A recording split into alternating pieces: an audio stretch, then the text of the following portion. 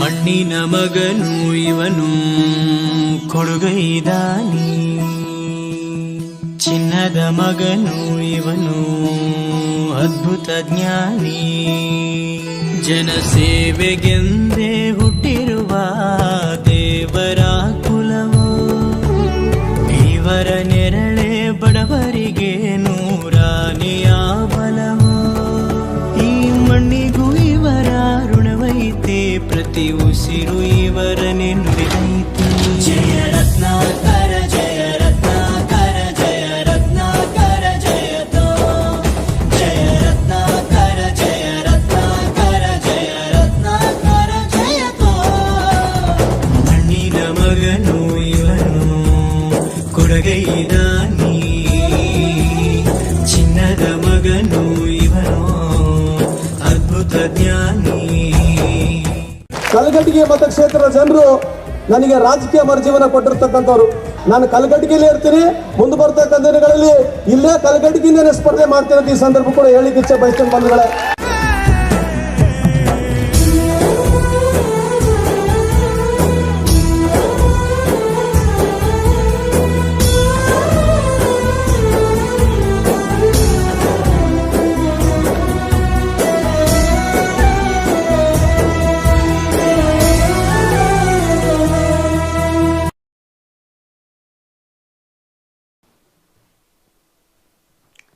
ಆತ್ಮೀಯ ಸ್ಪರ್ಧಾ ಮಿತ್ರರೇ, ತಮಗೆಲ್ಲರಿಗೂ ಸಂತೋಷ್ ಲಾಡ್ ಎಜುಕೇಷನ್ ಫೌಂಡೇಶನ್ಗೆ ಆತ್ಮೀಯವಾದ ಸ್ವಾಗತ. ಆತ್ಮೀಯರೇ, ಇವತ್ತು ಹೊಸ ವರ್ಷ, ಯುಗಾದಿಯ ದಿನ. ಈ ಯುಗಾದಿಯ ಈ ದಿನ ತಮಗೆಲ್ಲರಿಗೂ ನಿಮ್ಮ ಬಾಳಿನಲ್ಲಿ ಹೊಸ ಚೈತನ್ಯ ಬರಲಿ. ಅಭ್ಯಾಸಕ್ಕಾಗಿ ಪ್ರಯತ್ನ ಮಾಡ್ತಾ ಇರುವಂತಹ ಕರುನಾಡಿನ ಸಮಸ್ತ ಸ್ಪರ್ಧಾ ಮಿತ್ರರಿಗೆ ಈ ಫೌಂಡೇಶನ್ ವತಿಯಿಂದ, ಸಂತೋಷ್ ಲಾಡ್ ಸರ್ ವತಿಯಿಂದ ಹಾಗೂ ಆನಂದ್ ಕಾಲ್ ಸರ್ ರವರ ವತಿಯಿಂದ ಕರುನಾಡಿನ ಸಮಸ್ತ ವಿದ್ಯಾರ್ಥಿ ಮಿತ್ರರಿಗೆ ಯುಗಾದಿಯ ಆರ್ಥಿಕ ಶುಭಾಶಯಗಳು. ಆದ್ಮೇಲೆ ಇವತ್ತು ಮುಂದಿನ ವರ್ಷ ಈ ಯುಗಾದಿ ಅನ್ನೋಷ್ಟೊತ್ತಿಗೆಲ್ಲ ನಿಮ್ಮ ಕನಸುಗಳು ಸಾಕಾರಗೊಳ್ಳಿ, ಈ ಫೌಂಡೇಶನ್ನ ಉದ್ದೇಶನೂ ಕೂಡ ಸಾಕಾರಗೊಳ್ಳಿ ಅಂತ ಹೇಳ್ತಾ ಇವತ್ತಿನ ತರಗತಿಯನ್ನು ಮುಂದುವರಿಸೋಣ. ನಾನು ನಿಮ್ಮ ಜಗದೀಶ್ಗೆ ಸ್ಟೇಟ್ ಇಂಪಾರ್ಟೆಂಟ್ ವಿಷಯಗಳಿಗೆ ಸಂಬಂಧಪಟ್ಟ ಹಾಗೆ. ಆತ್ಮೀಯ ವಿದ್ಯಾರ್ಥಿ ಮಿತ್ರರೇ, ನಾವು ನಿನ್ನೆಯ ತರಗತಿಯಲ್ಲಿ ಕರ್ನಾಟಕದ ನದಿ ವ್ಯವಸ್ಥೆಯ ಬಗ್ಗೆ ಚರ್ಚೆ ಮಾಡ್ತಾ ಇದ್ವಿ, ಹೌದಲ್ವಾ? ಕರ್ನಾಟಕ ನದಿ ವ್ಯವಸ್ಥೆ ಬಗ್ಗೆ ಚರ್ಚೆ ಮಾಡ್ತಾ ಇದ್ವಿ. ಈ ಕರ್ನಾಟಕದ ನದಿ ವ್ಯವಸ್ಥೆಯೊಳಗೆ ನಿನ್ನೆ ನಾವು ಕಾವೇರಿ ನದಿ ವ್ಯವಸ್ಥೆ, ಆನಂತರ ಈ ಗೋದಾವರಿ ನದಿ ವ್ಯವಸ್ಥೆ ವ್ಯಾಪ್ತಿಗೆ ಸಂಬಂಧಪಟ್ಟ ಹಾಗೆ ಒಂದಿಷ್ಟು ಚರ್ಚೆ ಮಾಡ್ತಾ ಇದ್ವಿ, ಹೌದಲ್ವಾ? ಕಾವೇರಿ ನದಿ ವ್ಯವಸ್ಥೆ ಮತ್ತು ಗೋದಾವರಿ ನದಿ ವ್ಯವಸ್ಥೆಯ ಬಗ್ಗೆ ಚರ್ಚೆ ಮಾಡ್ತಾ ಇದ್ವಿ. ಇನ್ನು ಕರ್ನಾಟಕದ ನದಿ ವ್ಯವಸ್ಥೆ ವ್ಯಾಪ್ತಿಯೊಳಗೆ ಮತ್ತೆ ಮುಂದುವರೆದ ಭಾಗ, ಕರ್ನಾಟಕದ ನದಿ ವ್ಯವಸ್ಥೆ ವ್ಯಾಪ್ತಿಯಲ್ಲಿ ಮತ್ತೆ ಮುಂದುವರೆದ ಭಾಗವನ್ನು ಇವತ್ತು ಚರ್ಚೆ ಮಾಡೋಣ. ಇವತ್ತು ನಾವೇನು ಚರ್ಚೆ ಮಾಡೋಣ ರೀ? ಕರ್ನಾಟಕದಲ್ಲಿನ ಪಶ್ಚಿಮಾಭಿಮುಖ ನದಿ ವ್ಯವಸ್ಥೆಯ ಬಗ್ಗೆ ಚರ್ಚೆ ಮಾಡೋಣ. ಯಾವುದು? ಪಶ್ಚಿಮಾಭಿಮುಖ ನದಿ ವ್ಯವಸ್ಥೆ. ಎಸ್, ಪಶ್ಚಿಮಾಭಿಮುಖ ನದಿ ವ್ಯವಸ್ಥೆಯ ಬಗ್ಗೆ ಚರ್ಚೆ ಮಾಡೋಣ, ಓಕೆನಾ? ಈ ಪಶ್ಚಿಮಾಭಿಮುಖ ನದಿ ವ್ಯವಸ್ಥೆ ವ್ಯಾಪ್ತಿಯೊಳಗೆ ಎಸ್ ಗಮನಿಸ್ರಿ. ಈ ಪಶ್ಚಿಮಾಭಿಮುಖ ನದಿ ವ್ಯವಸ್ಥೆಗೆ ಸಂಬಂಧಪಟ್ಟಾಗ ಒಂದಿಷ್ಟು ನಾವು ಕ್ಲಾಸಲ್ಲಿ ಚರ್ಚೆ ಮಾಡೋಕ್ಕಿಂತ ಮುಂಚೆ ನಮಗೆ ಒಂದು ಸ್ವಲ್ಪ PC ಎಕ್ಸಾಮ್ನ ದೃಷ್ಟಿಕೋನದಲ್ಲಿ ಇಟ್ಕೊಂಡು, ಜೊತೆಗೆ KSನ ಎಕ್ಸಾಮ್ನ ದೃಷ್ಟಿಕೋನದಲ್ಲಿ ಇಟ್ಕೊಂಡು ಈ ಕರ್ನಾಟಕದಲ್ಲಿನ ಪಶ್ಚಿಮಾಭಿಮುಖ ನದಿ ವ್ಯವಸ್ಥೆ ವ್ಯಾಪ್ತಿಯೊಳಗೆ ಹೇಗೆಲ್ಲ ಪ್ರಶ್ನೆಗಳನ್ನು ಕೇಳ್ತಾನೆ ಅನ್ನೋದನ್ನು ಮೊದಲು ಒಂದು ಸ್ವಲ್ಪ ಬೇಸಿಕ್ ಕಾನ್ಸೆಪ್ಟ್ಗಳಿದ್ದಾವೆ. ಆ ಕಾನ್ಸೆಪ್ಟನ್ನು ಒಂದಷ್ಟು ನೋಡಿಕೊಂಡು ಆನಂತರ ಮುಂದುವರಿಯೋಣ. ಇಲ್ಲಿ ನಾವು ಗಮನಿಸಬೇಕು ಸರ್, ಕರ್ನಾಟಕದ ವ್ಯಾಪ್ತಿಯೊಳಗೆ ಕಂಡುಬರುವಂತಹ ಪಶ್ಚಿಮಾಭಿಮುಖ ನದಿ ವ್ಯವಸ್ಥೆ ಅಂತ ಬಂದಾಗ, ಈ ವ್ಯಾಪ್ತಿಯಲ್ಲಿ ಕಂಡುಬರುವಂತಹ ನದಿ ವ್ಯವಸ್ಥೆ ಏನಿದೆಯಲ್ಲ, ಇದಿಷ್ಟು ಕರ್ನಾಟಕದಲ್ಲಿ ಪಶ್ಚಿಮಾಭಿಮುಖ ನದಿ ವ್ಯವಸ್ಥೆ ಅಂತ ಕರೀತವೆ, ಓಕೆನಾ? ಇದಿಷ್ಟು ಕರ್ನಾಟಕದಲ್ಲಿನ ಪಶ್ಚಿಮಾಭಿಮುಖ ನದಿ ವ್ಯವಸ್ಥೆ. ನೋಡ್ರಿ, ಕರ್ನಾಟಕದಲ್ಲಿ ಕಂಡುಬರುವಂತಹ ಪ್ರಮುಖ ಪಶ್ಚಿಮಾಭಿಮುಖ ನದಿಗಳು ಅಂತ ಬಂದಾಗ, ಕರ್ನಾಟಕದಲ್ಲಿ ಕಂಡುಬರುವಂತಹ ಅಥವಾ ಕರ್ನಾಟಕದಲ್ಲಿ ಪಶ್ಚಿಮಾಭಿಮುಖವಾಗಿ ಹರಿಯುವ ನದಿಗಳಲ್ಲಿ ಕಂಡುಬರುವಂತಹ ಪ್ರಮುಖ ನದಿಗಳು ಅಂತ ಬಂದಾಗ ನೆನಪಿರಲಿ, ಕಾಳಿ ಆದಮೇಲೆ ಶರಾವತಿ ಆದಮೇಲೆ Bedti, Bedti and then Aghanashini, Bedti, Aghanashini, Aghanashini. Then next Netravati ಅಂತ ಹೇಳಿ, ನೇತ್ರಾವತಿ. ಇವು ತುಂಬ ಮುಖ್ಯವಾಗಿ ಹರಿಯುವ ನದಿಗಳಾದರೆ ಇನ್ನೊಂದೆರಡು ನದಿಗಳಿದ್ದಾವೆ. ಒಂದು ಮಹದಾಯಿ ಅಂತ ಹೇಳಿ, ಓಕೆ, ಮಹದಾಯಿ. ಈ ಮಹದಾಯಿ ನದಿಯ ವಿಶೇಷತೆ ಅಂತ ಬಂದಾಗ ಗಮನಿಸಿ, ಈ ಅಷ್ಟು ನದಿಗಳು, ಇವುಗಳ ಜೊತೆಗೆ ಇನ್ನೊಂದಿಷ್ಟು ನದಿಗಳು ಬರ್ತವೆ. ವರಾಹಿ ಅಂತ ಬರುತ್ತೆ, ಸೀತಾ ಅಂತ ಬರ್ತದೆ, ಹಾಲಾಡಿ ಅಂತ ನದಿಗಳು ಬರ್ತವೆ. ಆ ನದಿಗಳು ಇವುಗಳಷ್ಟೇನು ಮುಖ್ಯ ಅಲ್ಲ, ಬಟ್ ಅವುಗಳನ್ನು ಕೂಡ ಒಂದಿಷ್ಟು ಮುಂದೆ ಚರ್ಚೆ ಮಾಡೋಣ. ಆದರೆ ಆತ್ಮೀಯ ವಿದ್ಯಾರ್ಥಿ ಮಿತ್ರರೇ, ಕರ್ನಾಟಕದಲ್ಲಿನ ಪಶ್ಚಿಮಾಭಿಮುಖವಾಗಿ ಹರಿಯುವ ನದಿಗಳಲ್ಲಿ ಇವನ್ನ ಭಾರತದ ಪಶ್ಚಿಮಾಭಿಮುಖ ನದಿ ವ್ಯವಸ್ಥೆ ವ್ಯಾಪ್ತಿಯೊಳಗೂ ಕೂಡ ಇವು ತುಂಬ ಇಂಪಾರ್ಟೆಂಟ್. ಇಲ್ಲಿ ಮಹದಾಯಿ ನದಿಯ ವ್ಯಾಪ್ತಿಯನ್ನು ಗಮನಿಸೋದು, ಮಹದಾಯಿ ನದಿಯನ್ನು ಬಿಟ್ಟರೆ ಆಲ್ಮೋಸ್ಟು ಕರ್ನಾಟಕದಲ್ಲಿ ಪಶ್ಚಿಮಾಭಿಮುಖವಾಗಿ ಹರಿಯುವ ನದಿಗಳೆಲ್ಲವೂ, ಕರ್ನಾಟಕದಲ್ಲಿ ಪಶ್ಚಿಮಾಭಿಮುಖವಾಗಿ ಹರಿಯುವ ನದಿಗಳೆಲ್ಲವೂ ಕರ್ನಾಟಕದಲ್ಲಿನೇ ಹುಟ್ಟಿ ಕರ್ನಾಟಕದಲ್ಲಿನೇ ಅರಬ್ಬಿ ಸಮುದ್ರ ಸಮುದ್ರವನ್ನು ಸೇರುವಂತಹ ನದಿಗಳಾಗಿದ್ದಾವೆ. ಗಮನದಲ್ಲಿರಲಿ, ಈ ಮಹದಾಯಿ ನದಿಯನ್ನು ಒಂದು ಬಿಟ್ಟರೆ ಆಲ್ಮೋಸ್ಟು ಕರ್ನಾಟಕದಲ್ಲಿ ಪಶ್ಚಿಮಾಭಿಮುಖವಾಗಿ ಹರಿಯುವ ಈ ಅಷ್ಟು ನದಿಗಳು ಕರ್ನಾಟಕದಲ್ಲಿನೇ ಹುಟ್ಟುತ್ತವೆ, ಕರ್ನಾಟಕದಲ್ಲಿನೇ ಸಮುದ್ರವನ್ನು ಸೇರ್ಕೊಳ್ತವೆ. ಇದು ಮೊದಲನೇ ಕಾನ್ಸೆಪ್ಟ್ ನೆನ್ಪಿಟ್ಕೊಳ್ಳಿಕ್ಕೆ ಸಾಧ್ಯ ಆಗಲಿ. ಬಹುತೇಕ ಕರ್ನಾಟಕದಲ್ಲಿ ಪಶ್ಚಿಮಾಭಿಮುಖವಾಗಿ ಹರಿಯುವ ನದಿಗಳಲ್ಲಿ ಬಹುತೇಕ ನದಿಗಳು ಕರ್ನಾಟಕದಲ್ಲಿನೇ ಹುಟ್ಟುತ್ತವೆ, ಕರ್ನಾಟಕದಲ್ಲಿನೇ ಸಮುದ್ರ ಸೇರ್ತವೆ. ಈ ಕಾನ್ಸೆಪ್ಟ್ನಲ್ಲಿ ನಮಗೆ ಪ್ರಶ್ನೆ ಕೇಳ್ತಾನೆ, ಹೇಗೆ? ಆಮೇಲೆ ಇನ್ನೊಂದು ನದಿ ಬರುತ್ತೆ ಸರ್, ಮಹದಾಯಿ ಆದಮೇಲೆ ಇನ್ನೊಂದು ಬರ್ಪೊಳೆ ಅಂತ ಬರ್ತದೆ. ಯಾವುದು? ಬರ್ಪೊಳೆ ಅಂತ ಹೇಳಿ. ಇಲ್ಲಿ ಗಮನದಲ್ಲಿರಲಿ, ಮಹದಾಯಿ ಮತ್ತು ಬರ್ಪೊಳೆ ಇವೆರಡು ಕರ್ನಾಟಕದಲ್ಲಿ ಹುಟ್ಟಿ ಬೇರೆ ರಾಜ್ಯಗಳ ಮೂಲಕ ಹಾದು ಪಶ್ಚಿಮಾಭಿಮುಖವಾಗಿ ಹಾದು ಅರಬ್ಬಿ ಸಮುದ್ರವನ್ನು ಸೇರಿದ್ರೆ ಈ ಅಷ್ಟು ನದಿಗಳು ಕರ್ನಾಟಕದಲ್ಲಿ ಹುಟ್ಟುತ್ತವೆ. ಈ ಮಹದಾಯಿ ಮತ್ತು ಬರ್ಪೊಳೆ ನದಿಗಳನ್ನು ಹೊರತುಪಡಿಸಿ ಬಹುತೇಕ ಕರ್ನಾಟಕದಲ್ಲಿನೇ ಹುಟ್ಟಿ ಕರ್ನಾಟಕದಲ್ಲಿನೇ ಸಮುದ್ರವನ್ನು ಸೇರ್ತವೆ. ಆ ಆಧಾರ ಇಟ್ಕೊಂಡು ಪ್ರಶ್ನೆಗಳನ್ನು ಕೇಳುವ ಸಾಧ್ಯತೆಗಳಿರ್ತವೆ. ಮೊದಲನೇ ಕಾನ್ಸೆಪ್ಟ್ ಏನು?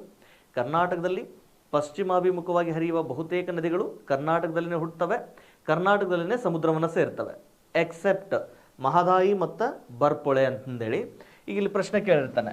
ಮೊದಲನೇದು ಕಾಳಿ,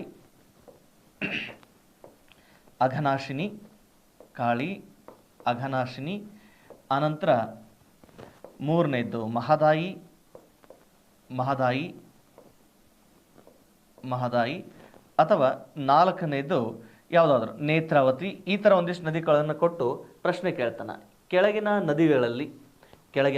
ನದಿಗಳಲ್ಲಿ ಯಾವ ನದಿಯು ಕರ್ನಾಟಕದ ಹೊರಗಡೆ ಪ್ರವೇಶ ಹೊಂದಿ ಸಮುದ್ರವನ್ನು ಸೇರುತ್ತದೆ ಅಂತ ಪ್ರಶ್ನೆ ಕೇಳ್ತಿರ್ತಾನೆ. ಕರ್ನಾಟಕದಲ್ಲಿ ಕೆಳಗಿನ ನದಿಗಳಲ್ಲಿ ಯಾವ ನದಿಯು ಕರ್ನಾಟಕದ ಪ್ರಾದೇಶಿಕ ವ್ಯಾಪ್ತಿಯಿಂದ ಹೊರಗಡೆ ಹೋಗಿ ಸಮುದ್ರವನ್ನು ಸೇರುತ್ತದೆ ಅಂತ ಪ್ರಶ್ನೆ ಕೇಳಿದಾಗ ಅಲ್ಲಿ ಯಾವುದಾಗಿರುತ್ತೆ ಅಂತಂದರೆ ದಟ್ ಈಸ್ ಮಹದಾಯಿ. ಯಾಕಂದರೆ ಈ ಮಹದಾಯಿ ನದಿ ಕರ್ನಾಟಕದಲ್ಲಿನೇ ಹುಟ್ಟಿ ಆನಂತರ ಗೋವಾವನ್ನು ಪ್ರವೇಶ ಮಾಡಿ ಅರಬ್ಬಿ ಸಮುದ್ರವನ್ನು ಸೇರ್ಕೊಳ್ತಕ್ಕಂಥದ್ದು. ಈ ರೀತಿಯ ಪ್ರಶ್ನೆಗಳನ್ನು ಕೇಳೋ ಸಾಧ್ಯತೆಗಳಿರೋದ್ರಿಂದ ಮೊದಲನೇ ಕಾನ್ಸೆಪ್ಟ್ ನಾವಿಗೆ ಅರ್ಥ ಮಾಡ್ಕೊಳ್ಳಿಕ್ಕೆ ಸಾಧ್ಯ ಆಗಿರಬೇಕು. ಓಕೆನಾ? ಈ ಪಶ್ಚಿಮಾಭಿಮುಖವಾಗಿ ಹರಿಯುವ ನದಿಗಳಲ್ಲಿ ಈ ಕೆಳಗಿನ ಯಾವ ನದಿ ಕರ್ನಾಟಕದಿಂದ ಹೊರಗಡೆ ಸಮುದ್ರವನ್ನು ಸೇರುತ್ತದೆ ಅಂತ ಬಂದಾಗ ದಟ್ ಈಸ್ ಮಹದಾಯಿ. ಒಂದು ವೇಳೆ ಮಹದಾಯಿ ಕೊಡಲಾರ್ದೆ ಇಲ್ಲಿ ಏನಾದರೂ ಬರ್ಪೊಳೆ ಅಂತ ಕೊಟ್ಟಿದ್ರೆ, ಬರ್ಪೊಳೆ ಇದು ಕರ್ನಾಟಕ ಮತ್ತು ಕೇರಳ ರಾಜ್ಯಗಳ ಮೂಲಕ ಹಾದು ಆ ನಂತರ ಅರಬ್ಬಿ ಸಮುದ್ರವನ್ನು ಸೇರ್ಕೊಳ್ತಕ್ಕಂಥದ್ದು. ಸೊ ಮೊದಲನೇ ಕಾನ್ಸೆಪ್ಟ್ ಈಸ್ ಕ್ಲಿಯರ್ ಅಂತ ಅಂದ್ಕೊತೇನೆ. ಕರ್ನಾಟಕದಲ್ಲಿ ಪಶ್ಚಿಮಾಭಿಮುಖವಾಗಿ ಹರಿಯುವ ನದಿಗಳಲ್ಲಿ ಬಹುತೇಕ ನದಿಗಳು ಕರ್ನಾಟಕದಲ್ಲೇ ಹುಟ್ಟಿ ಕರ್ನಾಟಕದಲ್ಲಿನೇ ಸಮುದ್ರ ಸೇರ್ತವೆ, ಎಕ್ಸೆಪ್ಟ್ ಮಹದಾಯಿ ಮತ್ತು ಬರ್ಪೊಳೆ. ಮಹದಾಯಿ ಕರ್ನಾಟಕ ಗೋವಾ ರಾಜ್ಯಗಳ ಮೂಲಕ ಹಾದು ಸಮುದ್ರ ಸೇರಿದ್ರೆ, ಬರ್ಪೊಳೆ ಇದು ಕರ್ನಾಟಕ ಮತ್ತು ಕೇರಳ ರಾಜ್ಯಗಳ ಮೂಲಕ ಹಾದು ಅರಬ್ಬಿ ಸಮುದ್ರವನ್ನು ಸೇರ್ಕೊಳ್ತದೆ. ಎಸ್, ಇದು ಮೊದಲನೇ ಕಾನ್ಸೆಪ್ಟ್. ಆದರೆ ಇನ್ನು ಎರಡನೇ ಕಾನ್ಸೆಪ್ಟ್ ನೋಡ್ರಿ, ನಾವಿಲ್ಲಿ ಮುಖ್ಯವಾಗಿ ಗಮನಿಸಬೇಕಾಗಿರೋದು ಎಸ್, ಈ ಕರ್ನಾಟಕದಲ್ಲಿ ಪಶ್ಚಿಮಾಭಿಮುಖವಾಗಿ ಹರಿಯುವ ನದಿಗಳಲ್ಲಿ ಮತ್ತೊಂದು ಲಕ್ಷಣ ಇಲ್ಲಿ ನೋಡ್ರಿ. ಈ ಕರ್ನಾಟಕದ ಒಟ್ಟು ಭೂವಿಸ್ತೀರ್ಣದ ವ್ಯಾಪ್ತಿಯಲ್ಲಿ ಶೇಕಡ 13% ಭೂಭಾಗದಲ್ಲಿ ಮಾತ್ರ ಈ ಪಶ್ಚಿಮಾಭಿಮುಖವಾಗಿ ಹರಿಯುವ ನದಿಗಳು ಹರಿತಾ ಹೋಗ್ತವೆ. Clear sir? ಸೊ ಕೇವಲ 13% ಭೂಭಾಗದಲ್ಲಿ ಮಾತ್ರ ಈ ಪಶ್ಚಿಮಾಭಿಮುಖವಾಗಿ ಹರಿಯುವ ನದಿಗಳು ಹಾದು ಹೋಗ್ತವೆ. ಶೇಕಡ 87% ಭೂವ್ಯಾಪ್ತಿ ಒಳಗೆ ಈ ಪೂರ್ವಾಭಿಮುಖವಾಗಿ ಹರಿಯುವ ನದಿಗಳು ಅಥವಾ ಇನ್ನಿತರ ನದಿ ವ್ಯವಸ್ಥೆ ಕಂಡು ಬರ್ತಕ್ಕಂಥದ್ದು. ಅದರಲ್ಲಿಯೂ ಕೃಷ್ಣಾ ನದಿ ವ್ಯವಸ್ಥೆ ಕರ್ನಾಟಕದ ಶೇಕಡ 60% ಭೂವ್ಯಾಪ್ತಿಯೊಳಗೆ ತನ್ನ ಜಲಾನಯನ ವ್ಯಾಪ್ತಿಯನ್ನು ಹೊಂದಿದೆ. ಇನ್ನು ಈ ಪಶ್ಚಿಮಾಭಿಮುಖವಾಗಿ ಹರಿಯುವ ನದಿಗಳ ವ್ಯಾಪ್ತಿಯೊಳಗೆ ಇಲ್ಲಿ ನಾವು ಮುಖ್ಯವಾಗಿ ಗಮನಿಸಬೇಕಾಗಿರುವಂತಹ ಅಂಶ ಏನಂತಂದರೆ, ಈ ಪಶ್ಚಿಮಾಭಿಮುಖವಾಗಿ ಹರಿಯುವ ನದಿಗಳು ಕರ್ನಾಟಕದ ಒಟ್ಟು ಭೂವ್ಯಾಪ್ತಿಯ 13% ಭೂವ್ಯಾಪ್ತಿಯೊಳಗೆ ಹಾದು ಹೋದರೂ ಕೂಡ ಈ ನದಿಗಳಲ್ಲಿ ಪೂರ್ವಾಭಿಮುಖವಾಗಿ ಹರಿಯುವ ನದಿಗಳಿಗಿಂತಲೂ ನೀರಿನ ಸಾಮರ್ಥ್ಯ ತುಂಬ ಹೆಚ್ಚಾಗಿದೆ. ಓಕೆನಾ, ತುಂಬ ಹೆಚ್ಚಾಗಿದೆ. ಈ ತುಂಬ ಹೆಚ್ಚಾಗಿರೋದಕ್ಕೆ ಸಾಕ್ಷಿಗಳೇನು ಅನ್ನೋದ್ರ ಬಗ್ಗೆ ಮತ್ತೆ ಚರ್ಚೆ ಮಾಡ್ತಾನೆ. ಅದಕ್ಕಿಂತ ಮುಂಚೆ ಈ ಒಂದು ಪಶ್ಚಿಮಾಭಿಮುಖವಾಗಿ ಹರಿಯುವ ನದಿಗಳು ಆಲ್ಮೋಸ್ಟ್ ಇವು ಪಶ್ಚಿಮ ಘಟ್ಟಗಳ ವ್ಯಾಪ್ತಿಯಲ್ಲೇ ಹಾದು ಬರ್ತವೆ. ಆಲ್ಮೋಸ್ಟ್ ಈ ನದಿಗಳು ಪಶ್ಚಿಮ ಘಟ್ಟದಲ್ಲೇ ಹುಟ್ಟಿ ಪಶ್ಚಿಮ ಘಟ್ಟಗಳ ಮೂಲಕ ಹಾದು ಆನಂತರ ಅರಬ್ಬಿ ಸಮುದ್ರವನ್ನು ಸೇರ್ತವೆ. ಈ ಪಶ್ಚಿಮ ಘಟ್ಟಗಳ ಇರುವ ಪರಿಣಾಮ ಇವು ಪೂರ್ವಾಭಿಮುಖವಾಗಿ ಹರಿಯೋದಕ್ಕೆ ಒಂದಿಷ್ಟು ಪ್ರಾದೇಶಿಕ ವಿಭಾಗ ಸಮಸ್ಯೆಯಾಗಿರ್ತಕ್ಕಂಥದ್ದು. ಆದರೆ ಮುಖ್ಯವಾಗಿ ಇಲ್ಲಿ ಗಮನಿಸ್ಕೊಳ್ಳಿಕ್ಕೆ ಸಾಧ್ಯ ಆಗಿರಬೇಕು ಫ್ರೆಂಡ್ಸ್, ಈ ಪಶ್ಚಿಮಾಭಿಮುಖವಾಗಿ ಹಾದು ಬರುವಂತಹ ಈ ನದಿಗಳಲ್ಲಿ ಆಲ್ಮೋಸ್ಟ್ ಕಣಿವೆ ಪ್ರದೇಶಗಳಲ್ಲಿ ಹಾದು ಬರುವುದರಿಂದ ಈ ನದಿಗಳು ಈಗ ಹಾದು ಬರಬೇಕಾದ ಸಂದರ್ಭದೊಳಗೆ ಈಗ ಕಣಿವೆ ಪ್ರದೇಶಗಳ ಮೂಲಕ ಹಾದು ಬರ್ತವೆ ಅಂತ ತಿಳ್ಕೊಳ್ಳೋಣ.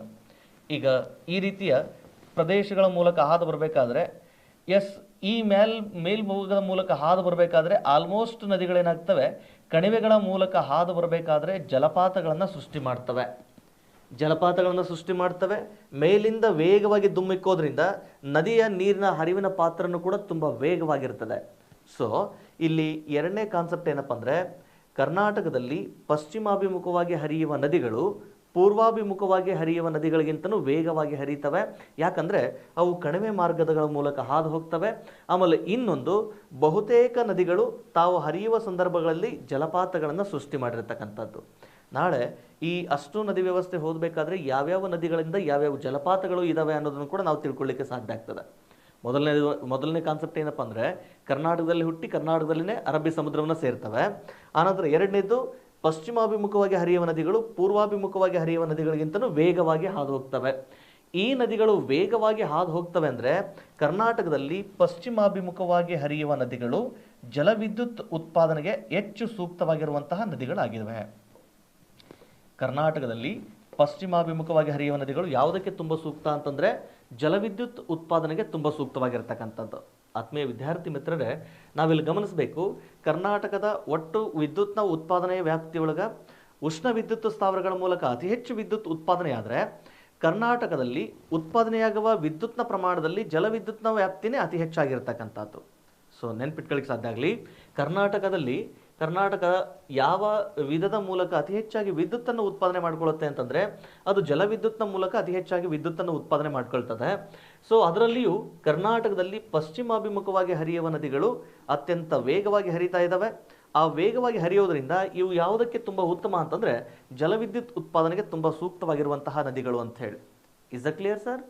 ಇದಾದ್ಮೇಲೆ ಇನ್ನು ಕರ್ನಾಟಕದಲ್ಲಿ ಪಶ್ಚಿಮಾಭಿಮುಖವಾಗಿ ಹರಿಯುವ ನದಿಗಳಲ್ಲಿ ನೋಡ್ರಿ, 13% ಭೂವ್ಯಾಪ್ತಿಯೊಳಗೆ ಈ ನದಿಗಳು ಹಾದು ಹೋಗ್ತವೆ. ಆದರೆ ಈ ನದಿಗಳ ವ್ಯಾಪ್ತಿಯೊಳಗೆ ನೀರಿನ ಸಾಮರ್ಥ್ಯ ತೀರಾ ಹೆಚ್ಚಾಗಿದೆ ಅಂತಂದು ಹೇಳಿ.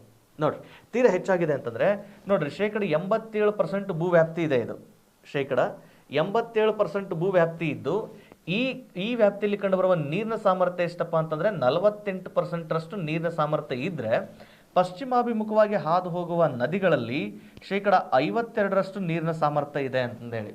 ನೋಡ್ರಿ, ಕರ್ನಾಟಕದೊಳಗೆ ಈ ಕೇವಲ 13% ಭೂವ್ಯಾಪ್ತಿ ಒಳಗೆ 52% ಸಾಮರ್ಥ್ಯದ ನೀರಿನ ವ್ಯಾಪ್ತಿ ಇದ್ದರೆ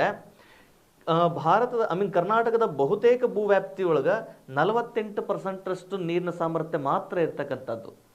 ಈ ಅಂಕಿಅಂಶಗಳನ್ನು ಗಮನಿಸಿದಾಗ ನಮಗೆ ಗೊತ್ತಾಗೋದೇನೆಂದರೆ ಕರ್ನಾಟಕದಲ್ಲಿ ಪೂರ್ವಾಭಿಮುಖವಾಗಿ ಹರಿಯುವ ನದಿಗಳಿಗಿಂತನೂ ಪಶ್ಚಿಮಾಭಿಮುಖವಾಗಿ ಹರಿಯುವ ನದಿಗಳಲ್ಲಿ ನೀರಿನ ಸಾಮರ್ಥ್ಯ ತೀರಾ ಹೆಚ್ಚಾಗಿರೋದು ಅಂತಂದೇಳಿ.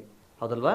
ಕರ್ನಾಟಕದಲ್ಲಿ ಪೂರ್ವಾಭಿಮುಖವಾಗಿ ಹರಿಯುವ ನದಿಗಳಿಗಿಂತನೂ ಪಶ್ಚಿಮಾಭಿಮುಖವಾಗಿ ಹರಿಯುವ ನದಿಗಳಲ್ಲಿ ನೀರಿನ ಸಾಮರ್ಥ್ಯ ತೀರಾ ಹೆಚ್ಚಾಗಿದೆ. ಹಾಗಾದರೆ ಈ 48% ಭೂವ್ಯಾಪ್ತಿಯ 48% ನೀರನ್ನೇ ಇಟ್ಕೊಂಡು ನಾವೇನು ಮಾಡ್ತೇವೆ, ಕರ್ನಾಟಕದ 90% ಭೂವ್ಯಾಪ್ತಿಗೆ ನೀರಾವರಿ ಸೌಲಭ್ಯವನ್ನು ಕಲ್ಪಿಸಿಕೊಂಡಿದ್ದಾವೆ. ಒಂದು ವೇಳೆ ಈ 52% ನೀರಿನ ಸಾಮರ್ಥ್ಯ ಏನಾದರೂ ಕರ್ನಾಟಕದ ಈ ಕೃಷಿ ಭೂಮಿಗೆ ಲಭ್ಯ ಆಗಿಬಿಟ್ರೆ ಶತಮಾನಗಳ ಕಾಲ ನಮಗೆ ಈ ನೀರಿನ ಕೊರತೆನೇ ಇರೋಲ್ಲ ಅಂತೇಳಿ ಕೆಲವೊಂದಿಷ್ಟು ಜನ ಕೃಷಿ ತಜ್ಞರು ಅಭಿಪ್ರಾಯ ಪಡ್ತಾರೆ. ಬಟ್ ಈ ನದಿಗಳನ್ನು ಅಷ್ಟು ಸುಲಭವಾಗಿ ಈ ಕಡೆ ತಿರುಗಿಸೋದಕ್ಕೆ ಸಾಧ್ಯ ಇಲ್ಲ, ಯಾಕಂದರೆ ಇಲ್ಲಿ ಒಂದಿಷ್ಟು ಪರಿಸರ ಸಮಸ್ಯೆಗಳಿದ್ದಾವೆ. ಆದರೂ ಕೂಡ ನಾವಿಲ್ಲಿ ಗಮನಿಸಬೇಕಾಗಿರುವಂತಹ ಅಂಶ, ಈ ಪಶ್ಚಿಮಾಭಿಮುಖವಾಗಿ ಹರಿಯುವ ನದಿಗಳಲ್ಲಿ ಪೂರ್ವಾಭಿಮುಖವಾಗಿ ಹರಿಯುವ ನದಿಗಳಿಗಿಂತಲೂ ಹೆಚ್ಚು ನೀರಿನ ಸಾಮರ್ಥ್ಯ ಇರೋದ್ರಿಂದ ಆಲ್ಮೋಸ್ಟ್ ಈ ನದಿಗಳೇನಾಗ್ತವೆ, ಈ ಕೃಷಿ ಭೂಮಿಯ ವ್ಯಾಪ್ತಿಯೊಳಗೆ ಹಾದು ಹೋಗೋದಕ್ಕಿಂತ ಬದಲಾಗಿ ಕಣಿವೆ ಪ್ರದೇಶದಲ್ಲಿ ಹಾದು ಆಲ್ಮೋಸ್ಟ್ ಸಮುದ್ರವನ್ನು ಸೇರ್ಕೊಂಡ್ಬಿಡ್ತವೆ.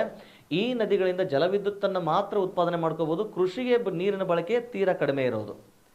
ಪರಿಣಾಮ ಏನು ಮಾಡಿದ್ರು, ಕರ್ನಾಟಕದಲ್ಲಿ ಪಶ್ಚಿಮಾಭಿಮುಖವಾಗಿ ಹರಿಯುವ ನದಿಗಳಿಂದ, ಮುಖ್ಯವಾಗಿ ನೆನಪಿರಲಿ, ಪಶ್ಚಿಮಾಭಿಮುಖವಾಗಿ ಹರಿಯುವ ನದಿಗಳಿಗೆ ಬಂದು ಸೇರುವಂತಹ ಸಣ್ಣ ಪುಟ್ಟ ನಾಲಾಗಳು, ತೊರೆಗಳು, ಅವುಗಳನ್ನು ಏನಾದರೂ ಪೂರ್ವಕ್ಕೆ ಏನಾದರೂ ತಿರುಗಿಸೋದಕ್ಕೆ ಸಾಧ್ಯ ಇದೆಯಾ, ಅಥವಾ ಅದಕ್ಕೆ ಎದುರಾಗಬಹುದಾದಂತಹ ಪರಿಸರಾತ್ಮಕ ಸಮಸ್ಯೆಗಳು, ಭೌಗೋಳಿಕ ಸಮಸ್ಯೆಗಳು, ಇವುಗಳಿಗೆ ಪರಿಹಾರಗಳು, ಇವುಗಳನ್ನು ಗುರುತಿಸೋದಕ್ಕೋಸ್ಕರ ಕರ್ನಾಟಕ ಸರ್ಕಾರ ಏನು ಮಾಡ್ತು, ಈ ಪಶ್ಚಿಮಾಭಿಮುಖವಾಗಿ ಹರಿಯುವ ನದಿ ನೀರನ್ನು ಪೂರ್ವಾಭಿಮುಖವಾಗಿ ವೈಜ್ಞಾನಿಕವಾಗಿ ತಿರುಗಿಸೋದಕ್ಕೆ ಏನಾದರೂ ಸಾಧ್ಯ ಇದೆಯಾ ಅಂತಂದೇಳಿ ತಿಳ್ಕೊಳ್ಳೋದಕ್ಕೆ ಇಲ್ಲೊಂದು ಸಮಿತಿಯನ್ನು ನೇಮಕ ಮಾಡಿತ್ತು. ದಟ್ ಈಸ್ ಪರಮಶಿವಯ್ಯ ಸಮಿತಿ ಅಂತಂದೇಳಿ ಕರೀತೇವೆ ನಾವು ಅದನ್ನು.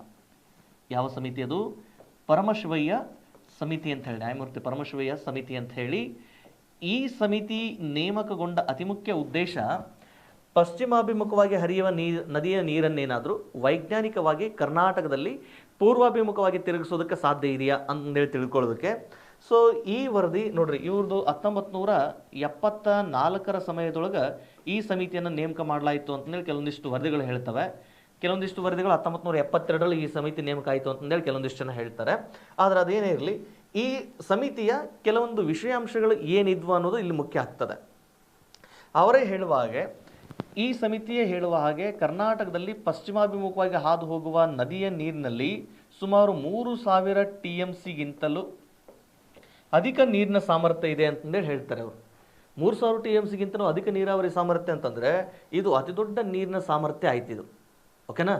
ನೆನಪಿರಲಿ, 1 TMC is nothing but TMC ಇದು ನಿಂತ ನೀರಿನ ಸಾಮರ್ಥ್ಯವನ್ನು ಅಡೀತದೆ. 1000 ಮಿಲಿಯನ್ ಕ್ಯೂಬಿಕ್ ಫೀಟ್ ಅನ್ಬೇಕು ನಾವು ಇದನ್ನು, ಲೀಟರ್ ಅಲ್ಲ, ಕ್ಯೂಬಿಕ್ ಫೀಟ್, ಅಡಿಗಳಲ್ಲಿ ಇದನ್ನು ಅಳತೆ ಮಾಡ್ತವೆ. TMC is nothing but 1000 million cubic feet ಅಂತ ಹೇಳಿ.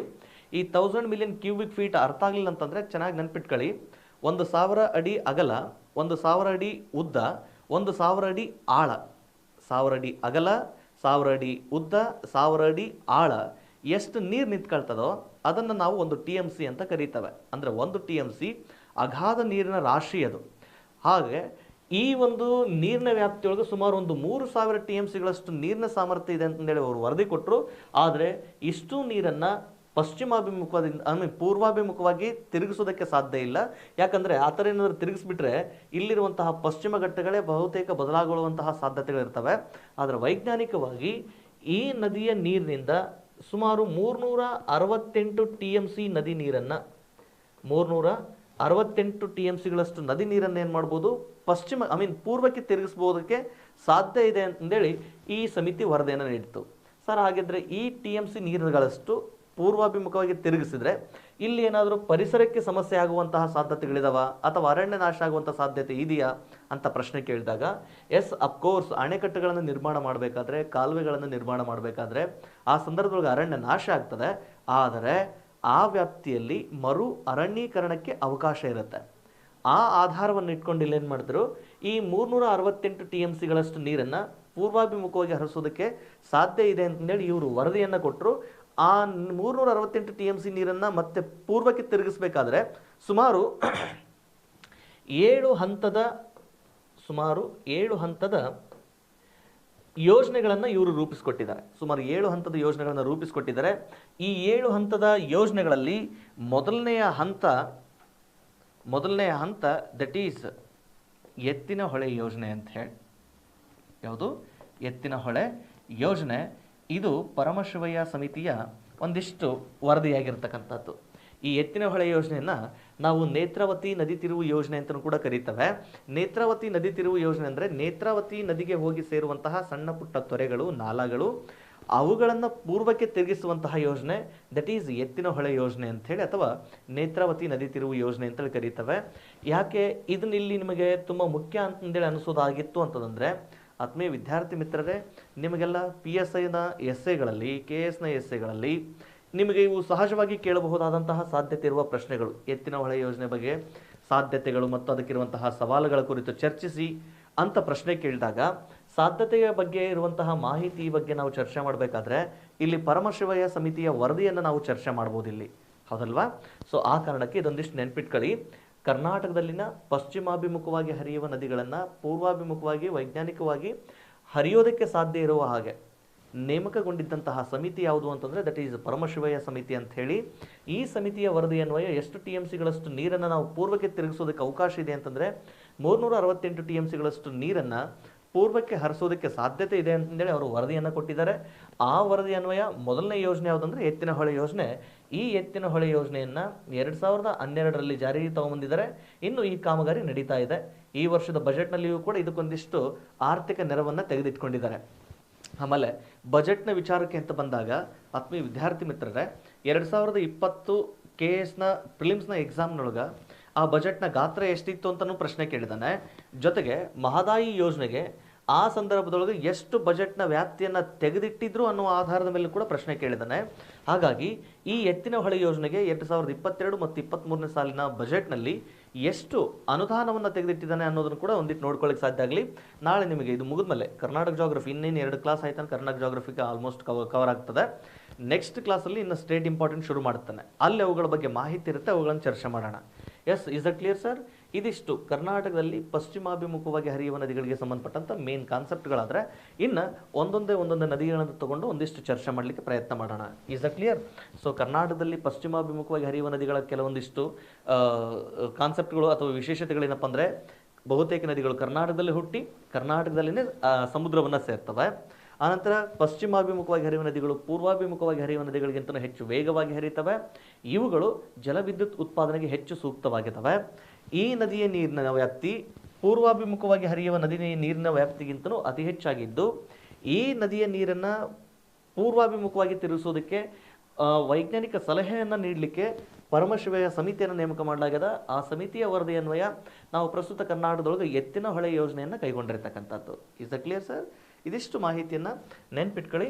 ಇನ್ನು ಒಂದೊಂದೇ ನದಿ ವ್ಯವಸ್ಥೆ ಬಗ್ಗೆ ಚರ್ಚೆ ಮಾಡೋಣ. ಕಾಳಿ ನದಿ ವ್ಯವಸ್ಥೆ.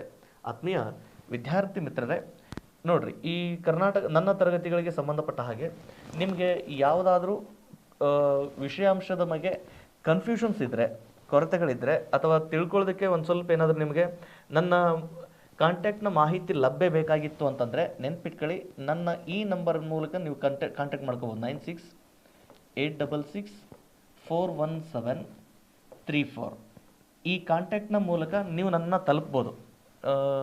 ಇಲ್ಲಿ ಚರ್ಚೆ ಆಗ್ತಿರುವ ಹಾಗೆ, ಸರ್ ಒಂದಿಷ್ಟು ವಿದ್ಯಾರ್ಥಿಗಳು ನಿಮ್ಮ ಕಾಂಟ್ಯಾಕ್ಟನ್ನು ಕೇಳ್ತಾ ಇದ್ದಾರೆ, ಕಾಂಟ್ಯಾಕ್ಟನ್ನು ನೀಡ್ರಿ ಅಂತಂದೇಳಿ ಇಲ್ಲಿ ಒಂದಿಷ್ಟು ತೀರ್ಮಾನ ಆಗಿದ್ದರಿಂದ ಇದೊಂದಿಷ್ಟು ನೆನ್ಪಿಟ್ಕೊಳ್ಳಿ. ಇದು ನನ್ನ ಕಾಂಟ್ಯಾಕ್ಟ್ ನಂಬರ್ 9686461734. ಈ ಕಾಂಟ್ಯಾಕ್ಟ್ ಮೂಲಕ ನನ್ನನ್ನು ನೀವು ತಲುಪ್ಬೋದು. ಇಲ್ಲ ಅಂದರೆ ನನ್ನದೇ ಟೆಲಿಗ್ರಾಮ್ ಚಾನಲ್ ಇತ್ತು, ಜಗದೀಶ ಸ್ಟೇಟ್ ಇಂಪಾರ್ಟೆಂಟ್ ಅಂತೇಳಿ. ಆ ಟೆಲಿಗ್ರಾಮ್ ಚಾನಲ್ಗೆ ಜಾಯ್ನ್ ಆದರೆ ನಿಮಗೆ ನನ್ನ ತರಗತಿಗಳನ್ನು ನಿಮಗೆ ತಲುಪಿಸೋದಕ್ಕೆ ಪ್ರಯತ್ನ ಮಾಡ್ತಾನೆ. ಇಲ್ಲ ಸರ್, ನಾನು ನಿಮಗೆ ನೇರವಾಗಿ ಸಿಗಬೇಕಾಗಿತ್ತನಪ್ಪ ಅಂತಂದರೆ ಯುವರತ್ನ ಕರಿಯರ್ ಅಕಾಡೆಮಿ ಧಾರವಾಡ, ಅಲ್ಲಿ ನಾನು ನಿಮಗೆ ಲಭ್ಯ ಇರ್ತಾನೆ.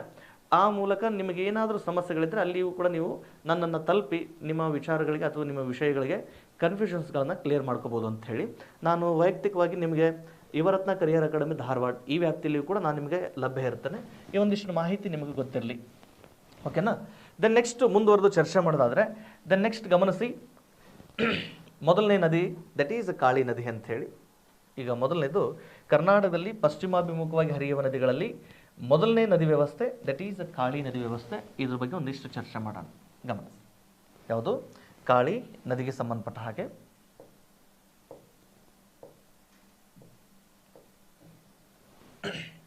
ಎಸ್, ಮೊದಲನೇ ನದಿ ಕಾಳಿ ನದಿ. ಎಸ್, ಕಾಳಿ ನದಿ. ಕಾಳಿ ನದಿಯ ಉಗಮ ಅಂತ ಬಂದಾಗ, ಕಾಳಿ ನದಿಯ ಉಗಮ ಅಂತ ಬಂದಾಗ ಗಮನಿಸ್ಕೊಳ್ಳಿ, ಈ ನದಿಯ ಉಗಮ, ಕಾಳಿ ನದಿಯ ಉಗಮ ಅಂತ ಬಂದಾಗ ಈ ಕಾಳಿ ನದಿ ಪ್ರಸ್ತುತ ಉತ್ತರ ಕನ್ನಡ ಜಿಲ್ಲೆಯ, ಈ ನದಿ ಪ್ರಸ್ತುತ ಉತ್ತರ ಕನ್ನಡ ಜಿಲ್ಲೆಯ ದಿಗ್ಗಿಘಾಟ್ ಎಂಬಲ್ಲಿ ಉಗಮಗೊಳ್ಳುತ್ತದೆ. ಪ್ರಸ್ತುತ ಉತ್ತರ ಕನ್ನಡ ಜಿಲ್ಲೆಯ ದಿಗ್ಗಿಘಾಟ್ ಎಂಬಲ್ಲಿ ಉಗಮಗೊಳ್ಳುತ್ತೆ. ಯಾವ ನದಿ ಇದು? ಕಾಳಿ ನದಿ. ಇದು ಉಗಮಗೊಳ್ಳುವ ಸ್ಥಳ ಅಂತಂದರೆ ಉತ್ತರ ಕನ್ನಡ ಜಿಲ್ಲೆಯ ದಿಗ್ಗಿಘಾಟ್ ಬಳಿ ಉಗಮಗೊಳ್ಳುತ್ತೆ. ಈ ನದಿ ಕರ್ನಾಟಕದಲ್ಲಿ ಸುಮಾರು 184 ಕಿಲೋಮೀಟರ್ಗಳಷ್ಟು ಉದ್ದ ಹಾದು 184 ಕಿಲೋಮೀಟರ್ಗಳಷ್ಟು ಉದ್ದ ಹಾದು ಸುಮಾರು 184 ಕಿಲೋಮೀಟರ್ಗಳಷ್ಟು ಉದ್ದ ಹಾದು 184 ಕಿಲೋಮೀಟರ್ಗಳಷ್ಟು ಉದ್ದ ಹಾದು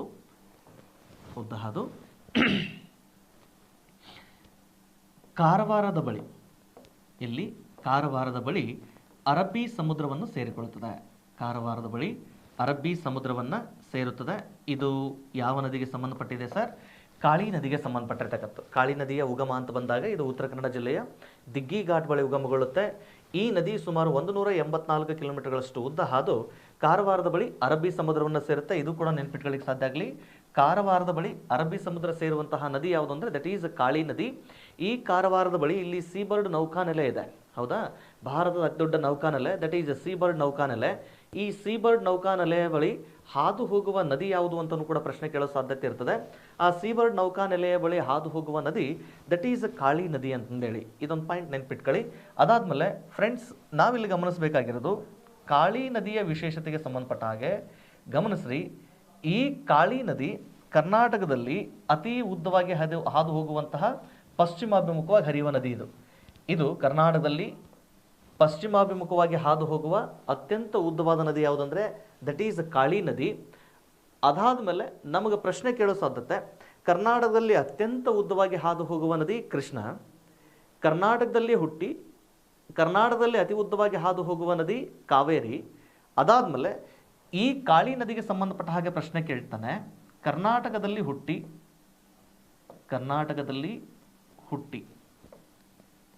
ಎಸ್ ಕರ್ನಾಟಕದಲ್ಲಿ ಹುಟ್ಟಿ ಕರ್ನಾಟಕದಲ್ಲಿ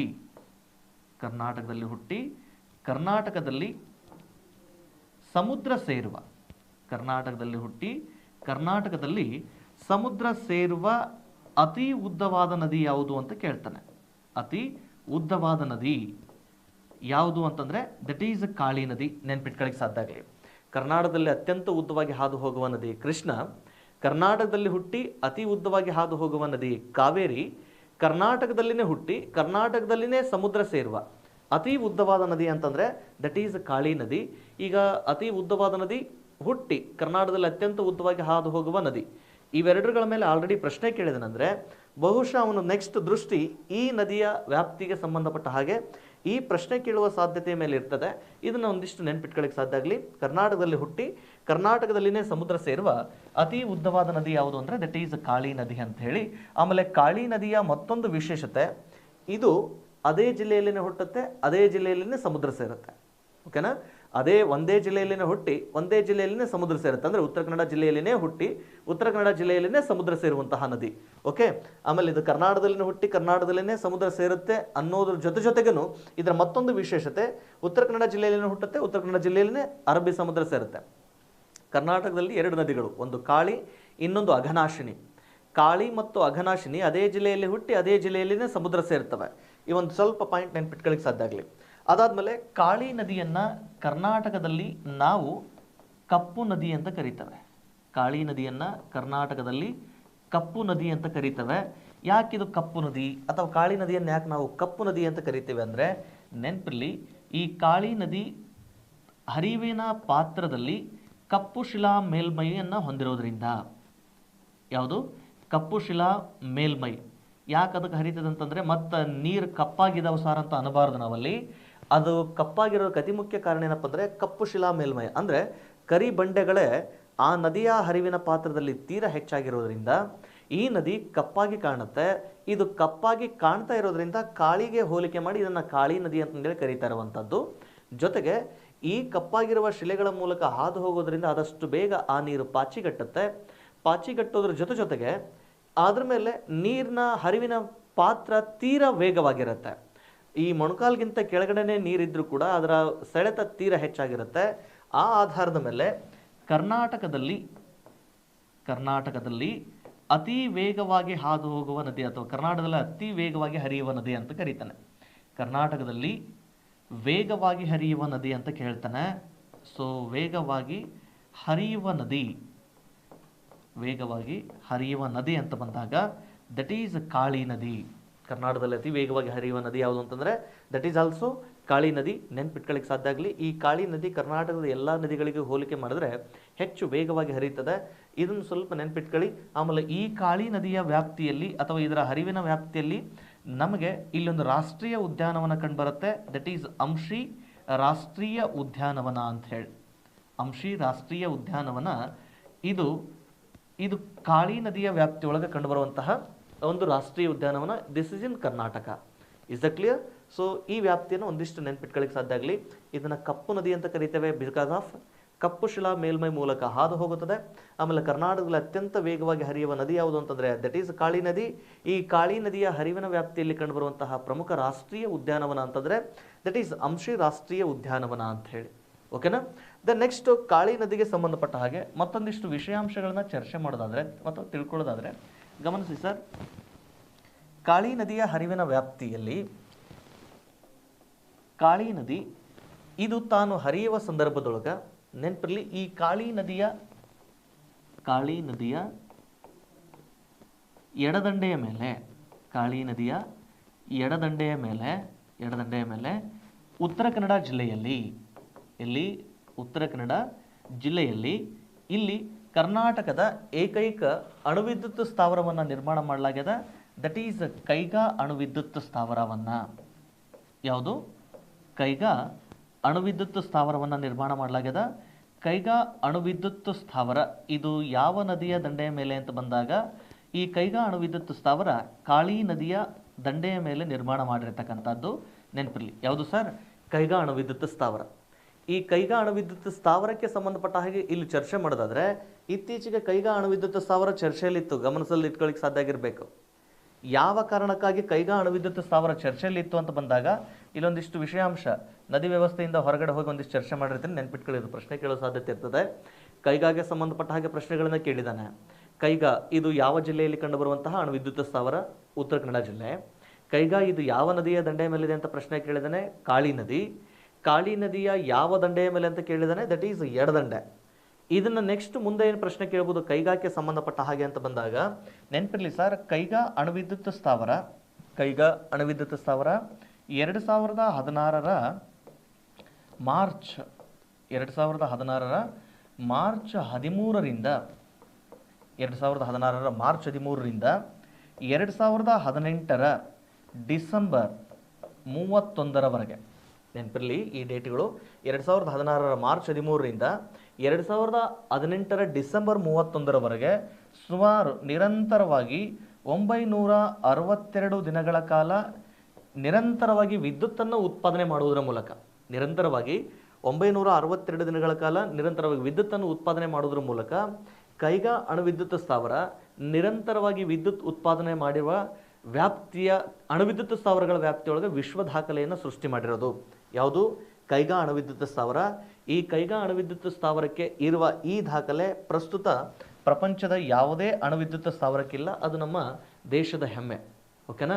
ಕೈಗಾ ಅಣುವಿದ್ಯುತ್ ಸ್ಥಾವರ ಇಡೀ ವಿಶ್ವದಲ್ಲಿಯೇ ಅತಿ ಹೆಚ್ಚು ದಿನಗಳ ಕಾಲ ವಿದ್ಯುತ್ತನ್ನು ಉತ್ಪಾದನೆ ಮಾಡಿದ ಅಣುವಿದ್ಯುತ್ ಸ್ಥಾವರ ಆಗಿದ್ದು ಎಷ್ಟು ದಿನಗಳ ಕಾಲ ಅಂತಂದರೆ 962 ದಿನಗಳ ಕಾಲ ನಿರಂತರವಾಗಿ ವಿದ್ಯುತ್ತನ್ನು ಉತ್ಪಾದನೆ ಮಾಡಿತ್ತಿದ್ದು. ಯಾವುದು? ಕೈಗಾ ಅಣುವಿದ್ಯುತ್ ಸ್ಥಾವರ. ಈ ಒಂದು ಪಾಯಿಂಟ್ ನೆನ್ಪಿಟ್ಕೊಳ್ಳಿ. ಅದಾದಮೇಲೆ ಇದಕ್ಕಿಂತ ಮುಂಚೆ ಇಂಗ್ಲೆಂಡ್ನ ನಿಶಮ್ ಎನ್ನುವಂತಹ ಅಣುವಿದ್ಯುತ್ ಸ್ಥಾವರ ಇತ್ತು. ಇಂಗ್ಲೆಂಡ್ನ ನಿಶಮ್ ಅಣುವಿದ್ಯುತ್ ಸ್ಥಾವರ ಅಂತ ಇತ್ತು. ಈ ನಿಶಮ್ ಅಣುವಿದ್ಯುತ್ ಸ್ಥಾವರ ಸುಮಾರು 940 ದಿನಗಳ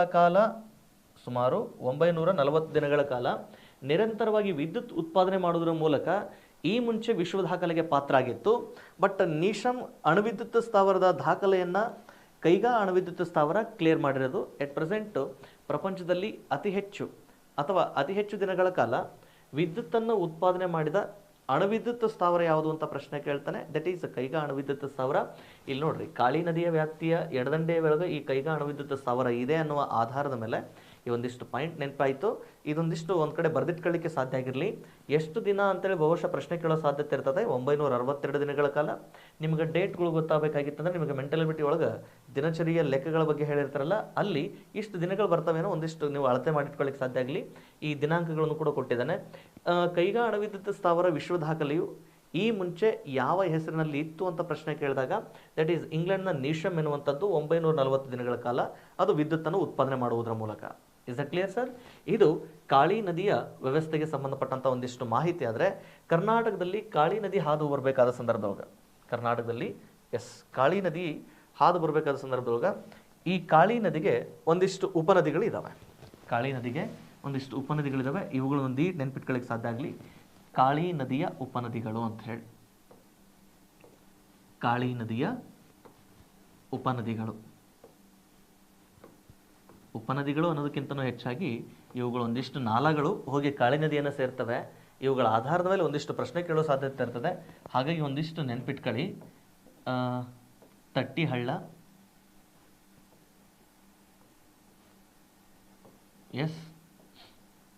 ಎರಡನೇದು ಪಂಡ್ರಿ ಅಂತ ಬರ್ತದೆ, ಪಂಡ್ರಿ, ಮಾದ್ರಿ, ಆಮೇಲೆ ಕನೇರಿ ಅಂತ ಹೇಳಿ, ಪಂಡ್ರಿ, ಮಾದ್ರಿ, ಕನೇರಿ, ತಟ್ಟಿಹಳ್ಳ ಅಂತ ಬರ್ತವೆ. ಈ ನದಿಗಳು ಕಾಳಿ ನದಿಯ ಉಪನದಿಗಳಾಗಿರ್ತಕ್ಕಂಥದ್ದು. ಇವೊಂದು ಸ್ವಲ್ಪ ನೆನ್ಪಿಟ್ಕೊಳ್ಳಿಕ್ಕೆ ಸಾಧ್ಯ ಆಗಲಿ. ತಟ್ಟಿಹಳ್ಳ, ಪಂಡ್ರಿ, ಮಾದ್ರಿ, ಕನೇರಿ ಇವು ಯಾವ ನದಿಯ ಉಪನದಿಗಳು ಅಂತಂದರೆ ಕಾಳಿ ನದಿಯ ಉಪನದಿಗಳು. ಇವು ಪಶ್ಚಿಮಾಭಿಮುಖವಾಗಿ ಹಾದು ಹೋಗಿ ಕಾಳಿ ನದಿಯನ್ನು ಸೇರ್ಕೊಳ್ಳುವಂತಹ ನದಿಗಳಾಗಿದ್ದಾವೆ. ಈ ನದಿಗಳನ್ನೇ ತುಂಬ ಚೆನ್ನಾಗಿ ನೆನ್ಪಿಟ್ಕೊಳ್ಳಿಕ್ಕೆ ಸಾಧ್ಯ ಆಗಲಿ ಪಶ್ಚಿಮಾಭಿಮುಖವಾಗಿ ಹರಿಯುವ ನದಿಗಳಲ್ಲಿ. ಯಾಕಂದರೆ ನಿಮಗೆ ಇವತ್ತು ಪಶ್ಚಿಮಾಭಿಮುಖ, ಪೂರ್ವಾಭಿಮುಖ ಅತಿ ಮುಖ್ಯ ನದಿಗಳಿಂದವಲ್ಲ, ಅವು ತುಂಬ ಚೆನ್ನಾಗಿ ಎಲ್ರಿಗೂ ನೆನಪಲ್ಲಿದ್ದಾವೆ. ಆದರೆ ಈ ಪಶ್ಚಿಮಾಭಿಮುಖವಾಗಿ ಹರಿಯುವ ನದಿಗಳಲ್ಲಿ ಈಗ ಅವುಗಳ ಉಪನದಿಗಳನ್ನು ಇಟ್ಕೊಂಡು ನದಿ ವ್ಯವಸ್ಥೆಯ ಆಧಾರವನ್ನು ಪ್ರಶ್ನೆ ಹಾಗೆ ನಿಮಗೆ ಪ್ರಶ್ನೆಗಳನ್ನು ಕ್ರಿಯೇಟ್ ಮಾಡ್ತಾ ಇದ್ದಾನೆ. ಹಾಗಾಗಿ ಒಂದು ಸ್ವಲ್ಪ ನೆನ್ಪಿಟ್ಕೊಳ್ಳಿಕ್ಕೆ ಸಾಧ್ಯ ಆಗಿರಲಿ. ಇದು ಕಾಳಿ ನದಿ ವ್ಯವಸ್ಥೆಗೆ ಸಂಬಂಧಪಟ್ಟಂಥ ಒಂದಿಷ್ಟು ಮಾಹಿತಿ. ಕಾಳಿ ನದಿ ಉತ್ತರ ಕನ್ನಡ ಜಿಲ್ಲೆಯ ದಿಗ್ಗಿ ಘಾಟ್ ಬಳಿ ಉಗಮಗೊಳ್ಳುತ್ತೆ. ಸುಮಾರು 184 ಕಿಲೋಮೀಟರ್ಗಳಷ್ಟು ಉದ್ದ ಹಾದು ಕಾರವಾರದ ಬಳಿ ಅರಬ್ಬಿ ಸಮುದ್ರವನ್ನು ಸೇರ್ತದೆ. ಈ ನದಿಯ ಪಾತ್ರದಲ್ಲಿ ಸೀಬರ್ಡ್ ನೌಕಾನೆಲೆಯನ್ನು ಕೂಡ ನಾವಿಲ್ಲಿ ಕಂಡುಕೊಳ್ತೇವೆ. ಆಮೇಲೆ ಈ ಕಾಳಿ ನದಿಯ ವಿಶೇಷತೆ ಅಂತ ಬಂದಾಗ ಇದನ್ನು ನಾವು ಕಪ್ಪು ನದಿ ಅಂತ ಕರೀತೇವೆ. ಯಾಕಂದರೆ ಕಪ್ಪು ಶಿಲಾ ಮೇಲ್ಮೈ ಮೂಲಕ ಹಾದು ಹೋಗೋದ್ರಿಂದ. ಅದಾದಮೇಲೆ ಆತ್ಮೀಯ ವಿದ್ಯಾರ್ಥಿ ಮಿತ್ರರೇ, ಈ ಕಾಳಿ ನದಿಗೆ ಸಂಬಂಧಪಟ್ಟಂಥ ಮತ್ತೊಂದು ವಿಶೇಷತೆ ಏನಂದರೆ ಕರ್ನಾಟಕದಲ್ಲಿ ಹುಟ್ಟಿ ಕರ್ನಾಟಕದಲ್ಲಿ ಸಮುದ್ರ ಸೇರುವ ಅತಿ ಉದ್ದವಾಗಿ ಹರಿಯುವ ನದಿ. ಜೊತೆಗೆ ಅದೇ ಜಿಲ್ಲೆಯಲ್ಲಿ ಹುಟ್ಟಿ ಅದೇ ಜಿಲ್ಲೆಯಲ್ಲಿನೇ ಸಮುದ್ರ ಸೇರುವಂತಹ ನದಿಯೂ ಕೂಡ ಯಾವುದು ಅಂದರೆ ದಟ್ ಈಸ್ ಕಾಳಿ. ಇನ್ನು ಕಾಳಿ ನದಿಯ ಉಪನದಿಗಳಂತ ಬಂದಾಗ ತಟ್ಟಿಹಳ್ಳ, ಪಂಡ್ರಿ, ಮಾದ್ರಿ, ಆನಂತರ ಕನೇರಿ ಇವುಗಳು ಈ ನದಿಯ ಉಪನದಿಗಳಾಗಿರ್ತಕ್ಕಂಥದ್ದು. ಓಕೆನಾ? ಇದು ಕಾಳಿ ನದಿಗೆ ಸಂಬಂಧಪಟ್ಟಿದ್ದಾದರೆ ನೆಕ್ಸ್ಟ್ ಕರ್ನಾಟಕದಲ್ಲಿ ಪಶ್ಚಿಮಾಭಿಮುಖವಾಗಿ ಹಾದು ಬರುವಂತಹ ಮತ್ತೊಂದು ಪ್ರಮುಖ ಅಥವಾ ವಿಶೇಷವಾದ ನದಿ ಅಂತಂದರೆ ದಟ್ ಈಸ್ ಶರಾವತಿ ಅಂತ ಹೇಳಿ. ಯಾವುದು? ಶರಾವತಿ ನದಿ. ಈ ಶರಾವತಿ ನದಿಯ ಉಗಮ ಅಂತ ಬಂದಾಗ, ಶರಾವತಿ ನದಿಯ ಉಗಮ ಅಂತ ಬಂದಾಗ ಗಮನಿಸ್ರಿ, ಈ ನದಿಯು ಪ್ರಸ್ತುತ ಶಿವಮೊಗ್ಗ ಜಿಲ್ಲೆಯ ತೀರ್ಥಹಳ್ಳಿ ತಾಲೂಕಿನ ಅಂಬುತೀರ್ಥ ಎಂಬಲ್ಲಿ ಉಗಮಗೊಳ್ಳುತ್ತದೆ. ತೀರ್ಥಹಳ್ಳಿ ತಾಲೂಕಿನ ಅಂಬುತೀರ್ಥ ಎಂಬಲ್ಲಿ ಉಗಮಗೊಳ್ಳುತ್ತೆ. ಇದು ಯಾವ ನದಿ? ಇದು ಶರಾವತಿ ನದಿಗೆ ಸಂಬಂಧಪಟ್ಟ ಹಾಗೆ. ಶರಾವತಿ ನದಿಯ ಉಗಮ ಪ್ರಸ್ತುತ ಶಿವಮೊಗ್ಗ ಜಿಲ್ಲೆಯ ತೀರ್ಥಹಳ್ಳಿ ತಾಲೂಕಿನ ಅಂಬುತೀರ್ಥದ ಬಳಿ ಉಗಮಗೊಳ್ಳುತ್ತೆ. ಈ ನದಿ ಕರ್ನಾಟಕದೊಳಗೆ ಸುಮಾರು 128 ಕಿಲೋಮೀಟರ್ಗಳಷ್ಟು ಉದ್ದ ಹಾದು, 128 ಕಿಲೋಮೀಟರ್ಗಳಷ್ಟು ಉದ್ದ ಹಾದು ಉತ್ತರ ಕನ್ನಡ ಜಿಲ್ಲೆಯ ಹೊನ್ನಾವರದ ಬಳಿ ಇದು ಅರಬ್ಬಿ ಸಮುದ್ರವನ್ನು ಸೇರುತ್ತದೆ. ಹೊನ್ನಾವರದ ಬಳಿ ಅರಬ್ಬಿ ಸಮುದ್ರವನ್ನು ಸೇರುತ್ತದೆ. ಯಾವ ನದಿ ಇದು? ದಿಸ್ ಈಸ್ ಅರಬ್ಬಿ ಸಮುದ್ರ ಸೇರುತ್ತದೆ. ಇದು ಯಾವ ನದಿಗೆ ಸಂಬಂಧಪಟ್ಟಿದೆ? ಇದು ಶರಾವತಿ ನದಿಗೆ ಸಂಬಂಧಪಟ್ಟಿರುವಂತಹ ಮಾಹಿತಿ. Is the clear sir? So ಇದು ಕರ್ನಾಟಕದೊಳಗೆ 128 ಕಿಲೋಮೀಟರ್ಗಳಷ್ಟು ಉದ್ದ ಹಾದು ಹೋಗ್ತದೆ. ಆಮೇಲೆ ಈ ನದಿ ಕರ್ನಾಟಕದಲ್ಲಿ ಶಿವಮೊಗ್ಗ ಮತ್ತು ಉತ್ತರ ಕನ್ನಡ ಜಿಲ್ಲೆಯಲ್ಲಿ ಹಾದು ಹೋಗ್ತದೆ. ಶಿವಮೊಗ್ಗ ಮತ್ತು ಉತ್ತರ ಕನ್ನಡ ಜಿಲ್ಲೆಯೊಳಗೆ ಹಾದು ಹೋಗ್ತದೆ. ಇದೊಂದು ಸ್ವಲ್ಪ ಮಾಹಿತಿ ನೆನ್ಪಿಟ್ಕೊಳ್ಳಿ. ಇನ್ನೊಂದು ಪಾಯಿಂಟ್ ಇಲ್ಲಿ ಮಿಸ್ ಆಗಿತ್ತು. ಕಾಳಿ ನದಿಗೆ ಸಂಬಂಧಪಟ್ಟ ಹಾಗೆ ಇಲ್ಲಿ ಕಾಳಿ ನದಿಯ ವಿಶೇಷತೆ ಇನ್ನೊಂದು ಪಾಯಿಂಟ್ ಮಿಸ್ ಆಗಿತ್ತು. ಇಲ್ಲಿ ಒಂದಿಷ್ಟು ರಿಪೀಟ್ ಮಾಡಿರ್ತೇನೆ, ನೆನ್ಪಿಟ್ಕೊಳ್ಳಿ. ಕಾಳಿ ನದಿ ತನ್ನ ಹರಿವಿನ ಪಾತ್ರದಲ್ಲಿ ಇಲ್ಲಿ 2 ಜಲಪಾತಗಳನ್ನು ಸೃಷ್ಟಿ ಮಾಡ್ತದೆ. ಅಥವಾ ಪ್ರಮುಖ 2 ಜಲಪಾತಗಳು ಭಾಳ ಇದ್ದಾವೆ, ಬಟ್ ಪ್ರಮುಖ 2 ಜಲಪಾತಗಳಂತ ಬಂದಾಗ ಕಾಳಿ ನದಿಯಿಂದ ನಿರ್ಮಾಣಗೊಂಡಿರುವ ಜಲಪಾತಗಳು ದಟ್ ಈಸ್ ಲಾಲ್ಗುಳಿ ಜಲಪಾತ ಅಂತ ಬರ್ತದೆ. ಯಾವುದು? ಲಾಲ್ಗುಳಿ ಜಲಪಾತ ಅಂತ ಬರ್ತದೆ. ಇನ್ನೊಂದು ಸಾತುಡ್ಡಿ ಜಲಪಾತ ಅಂತ ಬರ್ತದೆ. ಲಾಲ್ಗುಳಿ ಜಲಪಾತ ಮತ್ತು ಸಾತುಡ್ಡಿ ಜಲಪಾತ ಇದು ಯಾವ ನದಿಗೆ ಸಂಬಂಧಪಟ್ಟದ? ಕಾಳಿ ನದಿಯಿಂದ ನಿರ್ಮಾಣಗೊಂಡಿರುವಂತಹ ಜಲಪಾತಗಳು. ಇದನ್ನು ಪಾಯಿಂಟ್ ನೆನ್ಪಿಟ್ಕೊಳ್ಳೋದಾದರೆ ಇನ್ನೊಂದು ಪಾಯಿಂಟ್ ಸರ್, ಈ ಕರ್ನಾಟಕದೊಳಗೆ ಕಾಳಿ ನದಿಗೆ ಒಂದು ಜಲಾಶಯವನ್ನು ನಿರ್ಮಾಣ ಮಾಡಲಾಗ್ಯದ. ಈ ಕಾಳಿ ನದಿಗೆ ನಿರ್ಮಾಣ ಮಾಡಲಾಗಿರುವ ಜಲಾಶಯ ಯಾವುದು ಅಂದರೆ ಇದು ಉತ್ತರ ಕನ್ನಡ ಜಿಲ್ಲೆಯ ಈ ಜೊಯ್ಡಾದ ಬಳಿ ಕಂಡು ಬರ್ತದೆ. ದಟ್ ಈಸ್ ಸೂಫಾ ಜಲಾಶಯ ಅಂತ ಹೇಳಿ. ಯಾವುದು? ಸೂಫಾ ಜಲಾಶಯ. ಈ ಸೂಫಾ ಜಲಾಶಯ ಇದು ಯಾವ ನದಿಗೆ ಅಂತ ಬಂದಾಗ ಕಾಳಿ ನದಿಗೆ ನಿರ್ಮಾಣ ಮಾಡಿರ್ತಕ್ಕಂಥದ್ದು. ಸೊ ನೆನಪಿರಲಿ, ಈ ವ್ಯಾಪ್ತಿ ಬಂದಾಗ ಒಂದು ಪಾಯಿಂಟ್ ಮಿಸ್ ಆಗಿತ್ತು, ಇದೊಂದು ಸ್ವಲ್ಪ ನೆನ್ಪಿಟ್ಕೊಳ್ಳಿಕ್ಕೆ ಸಾಧ್ಯ ಆಗಲಿ. ಕಾಳಿ ನದಿಗೆ ನಿರ್ಮಾಣ ಮಾಡಿರುವಂತಹ ಜಲಾಶಯ ದಟ್ ಈಸ್ ಸೂಫಾ ಜಲಾಶಯ. ಇನ್ನು ಕಾಳಿ ನದಿ ನಿರ್ಮಾಣ ಮಾಡಿರುವ ಎರಡು ಪ್ರಮುಖ ಜಲಪಾತಗಳು ಅಂತ ಬಂದಾಗ ಲಾಲ್ಗುಳಿ ಜಲಪಾತ ಮತ್ತು ಸಾತುಡ್ಡಿ ಜಲಪಾತ ಅಂತ ಹೇಳಿ. ಈ ಸೂಫಾ ಜಲಾಶಯದ ವಿಶೇಷತೆ ಏನಪ್ಪಾ ಅಂತಂದರೆ ಇದು ಕರ್ನಾಟಕದ ಅತ್ಯಂತ ಎತ್ತರದ ಜಲಾಶಯ ಅಂತ ಕರೀತೇವೆ. ಈ ಜಲಾಶಯದ ನಿರ್ಮಾಣದ ಅತಿ ಮುಖ್ಯ ಉದ್ದೇಶ ಇದು ನೀರಾವರಿ ಸೌಲಭ್ಯಕ್ಕಿಂತನೂ ಹೆಚ್ಚಾಗಿ ಇದು ಜಲವಿದ್ಯುತ್ನ ಉತ್ಪಾದನೆಗೆ ಇದನ್ನು ನಿರ್ಮಾಣ ಮಾಡಿರ್ತಕ್ಕಂಥದ್ದು. ನೆನಪಿರಲಿ, ಸೂಫಾ ಜಲಾಶಯದ ವಿಶೇಷತೆ ಅಂತ ಬಂದಾಗ ಕರ್ನಾಟಕದ ಅತಿ ಎತ್ತರದ ಜಲಾಶಯ ದಟ್ ಈಸ್ ಸೂಫಾ ಜಲಾಶಯ. ಈ ಸೂಫಾ ಜಲಾಶಯವನ್ನು ಕಾಳಿ ನದಿಗೆ ನಿರ್ಮಾಣ ಮಾಡಲಾಗಿದೆ. ಕಾಳಿ ನದಿಯಿಂದ ನಿರ್ಮಾಣಗೊಂಡಿರುವ ಎರಡು ಜಲಪಾತಗಳು ಪ್ರಮುಖವಾಗಿ ಅಂತ ಬಂದಾಗ ಲಾಲ್ಗುಳಿ ಜಲಪಾತ, ಸಾತುಡ್ಡಿ ಜಲಪಾತ ಅವೆರಡು ಇರೋದು ಉತ್ತರ ಕನ್ನಡ ಜಿಲ್ಲೆ ಒಳಗೆ. ಇವನ್ನು ಸೂಫಾ ಜಲಾಶಯನೂ ಕೂಡ ಉತ್ತರ ಕನ್ನಡ ಜಿಲ್ಲೆಯ ವ್ಯಾಪ್ತಿಯೊಳಗನೆ ಕಂಡು ಬರ್ತದೆ. ಅದೊಂದು ಪಾಯಿಂಟ್ಸ್ ನೆನ್ಪಿಟ್ಕೊಳ್ಳಿ. ದೆನ್ ನೆಕ್ಸ್ಟ್ ಶರಾವತಿ ನದಿಯ ವ್ಯಾಪ್ತಿಯನ್ನು ಗಮನಿಸ್ಕೊಂಡಾಗ ಗಮನಿಸಿ, ಇದು ಶಿವಮೊಗ್ಗ ಮತ್ತು ಉತ್ತರ ಕನ್ನಡ ಜಿಲ್ಲೆಯ ಮೂಲಕ ಹಾದು ಹೋಗುತ್ತೆ. ಯಾವುದು? ಶರಾವತಿ ನದಿ. ಈ ಶರಾವತಿ ನದಿಯ ಹರಿವಿನ ಪಾತ್ರದಲ್ಲಿ ಅಥವಾ ಶರಾವತಿ ನದಿ ಹಾದು ಬರಬೇಕಾದ್ರೆ ಈ ನದಿ ಶಿವಮೊಗ್ಗ ಜಿಲ್ಲೆಯ ಸಾಗರ ತಾಲೂಕಿನ ಗೇರುಸೊಪ್ಪದ ಬಳಿ, ಎಲ್ಲಿ ಸರ್? ಗೇರುಸೊಪ್ಪ. ಈ ಹೆಸರನ್ನು ನೆನ್ಪಿಟ್ಕೊಳ್ಳಿಕ್ಕೆ ಸಾಧ್ಯ ಆಗಲಿ. ಗೇರುಸೊಪ್ಪದ ಬಳಿ ಜಲಪಾತವನ್ನು ನಿರ್ಮಾಣ ಮಾಡಲಾಗ್ಯದ. ಅದನ್ನು ನಾವು ವಿಶ್ವಪ್ರಸಿದ್ಧ ಜೋಗ ಜಲಪಾತ ಅಂತ ಕರೀತೇವೆ. ಯಾವ ಜಲಪಾತ? ಜೋಗ ಜಲಪಾತ ಅಂತ ಕರೀತೇವೆ. ಈ ಜೋಗ ಜಲಪಾತ ಯಾವ ನದಿಯಿಂದ ನಿರ್ಮಾಣಗೊಂಡಿರೋದು ಅಂತ ಬಂದಾಗ ಶರಾವತಿ ನದಿಯಿಂದ ನಿರ್ಮಾಣಗೊಂಡಿರ್ತಕ್ಕಂಥದ್ದು. Clear sir? ಸೊ ಜೋಗ ಜಲಪಾತ ಇದು ಯಾವ ನದಿಯಿಂದ ನಿರ್ಮಾಣಗೊಂಡಿದೆ ಸರ್? ದಟ್ ಈಸ್ ಶರಾವತಿ ನದಿಯಿಂದ ನಿರ್ಮಾಣಗೊಂಡಿದೆ. ನೆನಪಿರಲಿ, ಇದು ಯಾವ ಜಿಲ್ಲೆಯಲ್ಲಿ ಕಂಡುಬರ್ತದೆ? ಶಿವಮೊಗ್ಗ ಜಿಲ್ಲೆಯ ಸಾಗರ ತಾಲೂಕಿನ ಗೇರುಸೊಪ್ಪದ ಬಳಿ ಕಂಡುಬರುವಂತಹ ಜಲಪಾತ. Is the clear sir? So ಈ ಜೋಗ ಜಲಪಾತಕ್ಕೆ ನಿರ್ಮಾಣಗೊಂಡಿರುವ ಈ 4 ತೊರೆಗಳಲ್ಲಿ ಬೀಳುತ್ತದೆ. ಅದು ಕ್ರಮವಾಗಿ ರಾಜ, ರೋರರ್, ರಾಕೆಟ್, ರಾಣಿ ಅಂತಂದೇಳಿ ಕರಿಬೇಕು ನಾವು. ಕ್ರಮವಾಗಿ ಈ ಥರ ಗುರುತಿಸಲಾಗಿದೆ ಅಂತಂದೇಳಿ ಕುವೆಂಪುರವರು ತಮ್ಮ ಗೀತೆ ರಚನೆಯ ಸಂದರ್ಭದೊಳಗೆ ಈ ಅಷ್ಟು ತೊರೆಗಳನ್ನು ಬೀಳುವ ಶೈಲಿಯ ಗುಣ ಲಕ್ಷಣಗಳ ಆಧಾರದ ಮೇಲೆ ಅವುಗಳನ್ನ ಆ ಥರ ಹೊಗಳಿದ್ದಾರೆ. ರಾಜ, ರಾಣಿ, ರೋರರ್, ರಾಕೆಟ್ ನಾವು ಇದನ್ನ ಸಹಜವಾಗಿ ಕರಿತೇವೆ. ಬಟ್ ಕ್ರಮವಾಗಿ ಅಂತ ಬಂದಾಗ ರಾಜ, ರಾಕೆಟ್, ರೋರರ್, ರಾಣಿ ಇವು ಕ್ರಮವಾಗಿ ಬೀಳುವಂತಹ ತೊರೆಗಳು. ಇವು ಸ್ವಲ್ಪ ನೆನ್ಪಿಟ್ಕೊಳ್ಳಿಕ್ಕೆ ಸಾಧ್ಯ ಆಗಲಿ. ಇದು ಶಿವಮೊಗ್ಗ ಜಿಲ್ಲೆಯ ಸಾಗರ ತಾಲೂಕಿನ ಗೇರುಸೊಪ್ಪದ ಬಳಿ ಶರಾವತಿ ನಿರ್ಮಾಣ ಮಾಡಿರುವಂತಹ ಪ್ರಮುಖ ಜಲಪಾತ ದಟ್ ಈಸ್ ಜೋಗ ಜಲಪಾತ. ಈ ಜೋಗ ಜಲಪಾತ ಪ್ರೆಸೆಂಟ್ ಕರ್ನಾಟಕದ 3ನೇ ಅತಿ ಎತ್ತರದ ಜಲಪಾತ. ಕರ್ನಾಟಕದ ಅತಿ ಎತ್ತರದ ಜಲಪಾತ ಅಂತಂದರೆ ದಟ್ ಈಸ್ ಕುಂಚಿಕಲ್ ಜಲಪಾತ ಅಂತ ಬರ್ತದೆ. ಎಸ್, ಇದನ್ನು ಸ್ವಲ್ಪ ನೆನ್ಪಿಟ್ಕೊಳ್ಳಿಕ್ಕೆ ಸಾಧ್ಯ ಆಗಲಿ. ಶರಾವತಿ ನದಿಗೆ ಸಂಬಂಧಪಟ್ಟ ಹಾಗೆ ಶರಾವತಿ ನದಿ ನಿರ್ಮಾಣ ಮಾಡಿರುವ ಪ್ರಮುಖ ಜಲಪಾತ ಅಂದರೆ ಜೋಗ ಜಲಪಾತ. ಈ ಜೋಗ ಜಲಪಾತಕ್ಕೆ ನಾವು ಗೇರುಸೊಪ್ಪ ಜಲಪಾತ ಅಂತಲೂ ಕೂಡ ಕರೀತೇವೆ. ನೆನಪಿರಲಿ, ಜೋಗ ಜಲಪಾತಕ್ಕೆ ಗೇರುಸೊಪ್ಪ ಜಲಪಾತ ಅಂತಲೂ ಕೂಡ ಕರಿತಿರ್ತೀವಿ. ಇದೊಂದು ಪಾಯಿಂಟ್ ನೆನ್ಪಿಟ್ಕೊಳ್ಳಿ. ಅದಾದಮೇಲೆ ಜೋಗ ಜಲಪಾತ ಅಥವಾ ಶರಾವತಿ ನದಿ ತನ್ನ ಹರಿವಿನ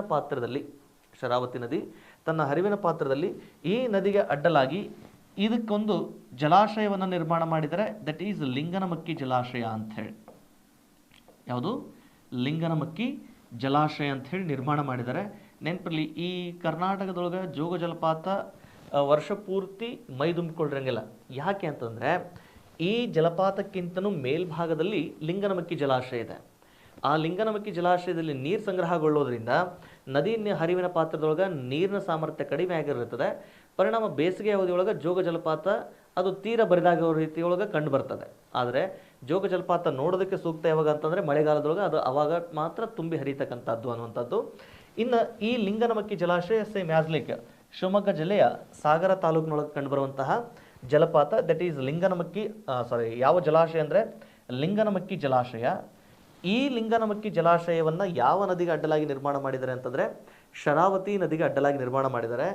ಲಿಂಗನಮಕ್ಕಿ ಜಲಾಶಯಕ್ಕೆ ಸಂಬಂಧಪಟ್ಟ ಹಾಗೆ ಇಲ್ಲಿ ನಾವು ಗಮನಿಸಬೇಕಾಗಿರೋದು, ಈ ಜಲಾಶಯ ಕರ್ನಾಟಕದೊಳಗೆ ಸುಮಾರು 169 TMCಗಳಷ್ಟು ನೀರಿನ ಸಾಮರ್ಥ್ಯ ಇರುವ ಜಲಾಶಯ ಇದು.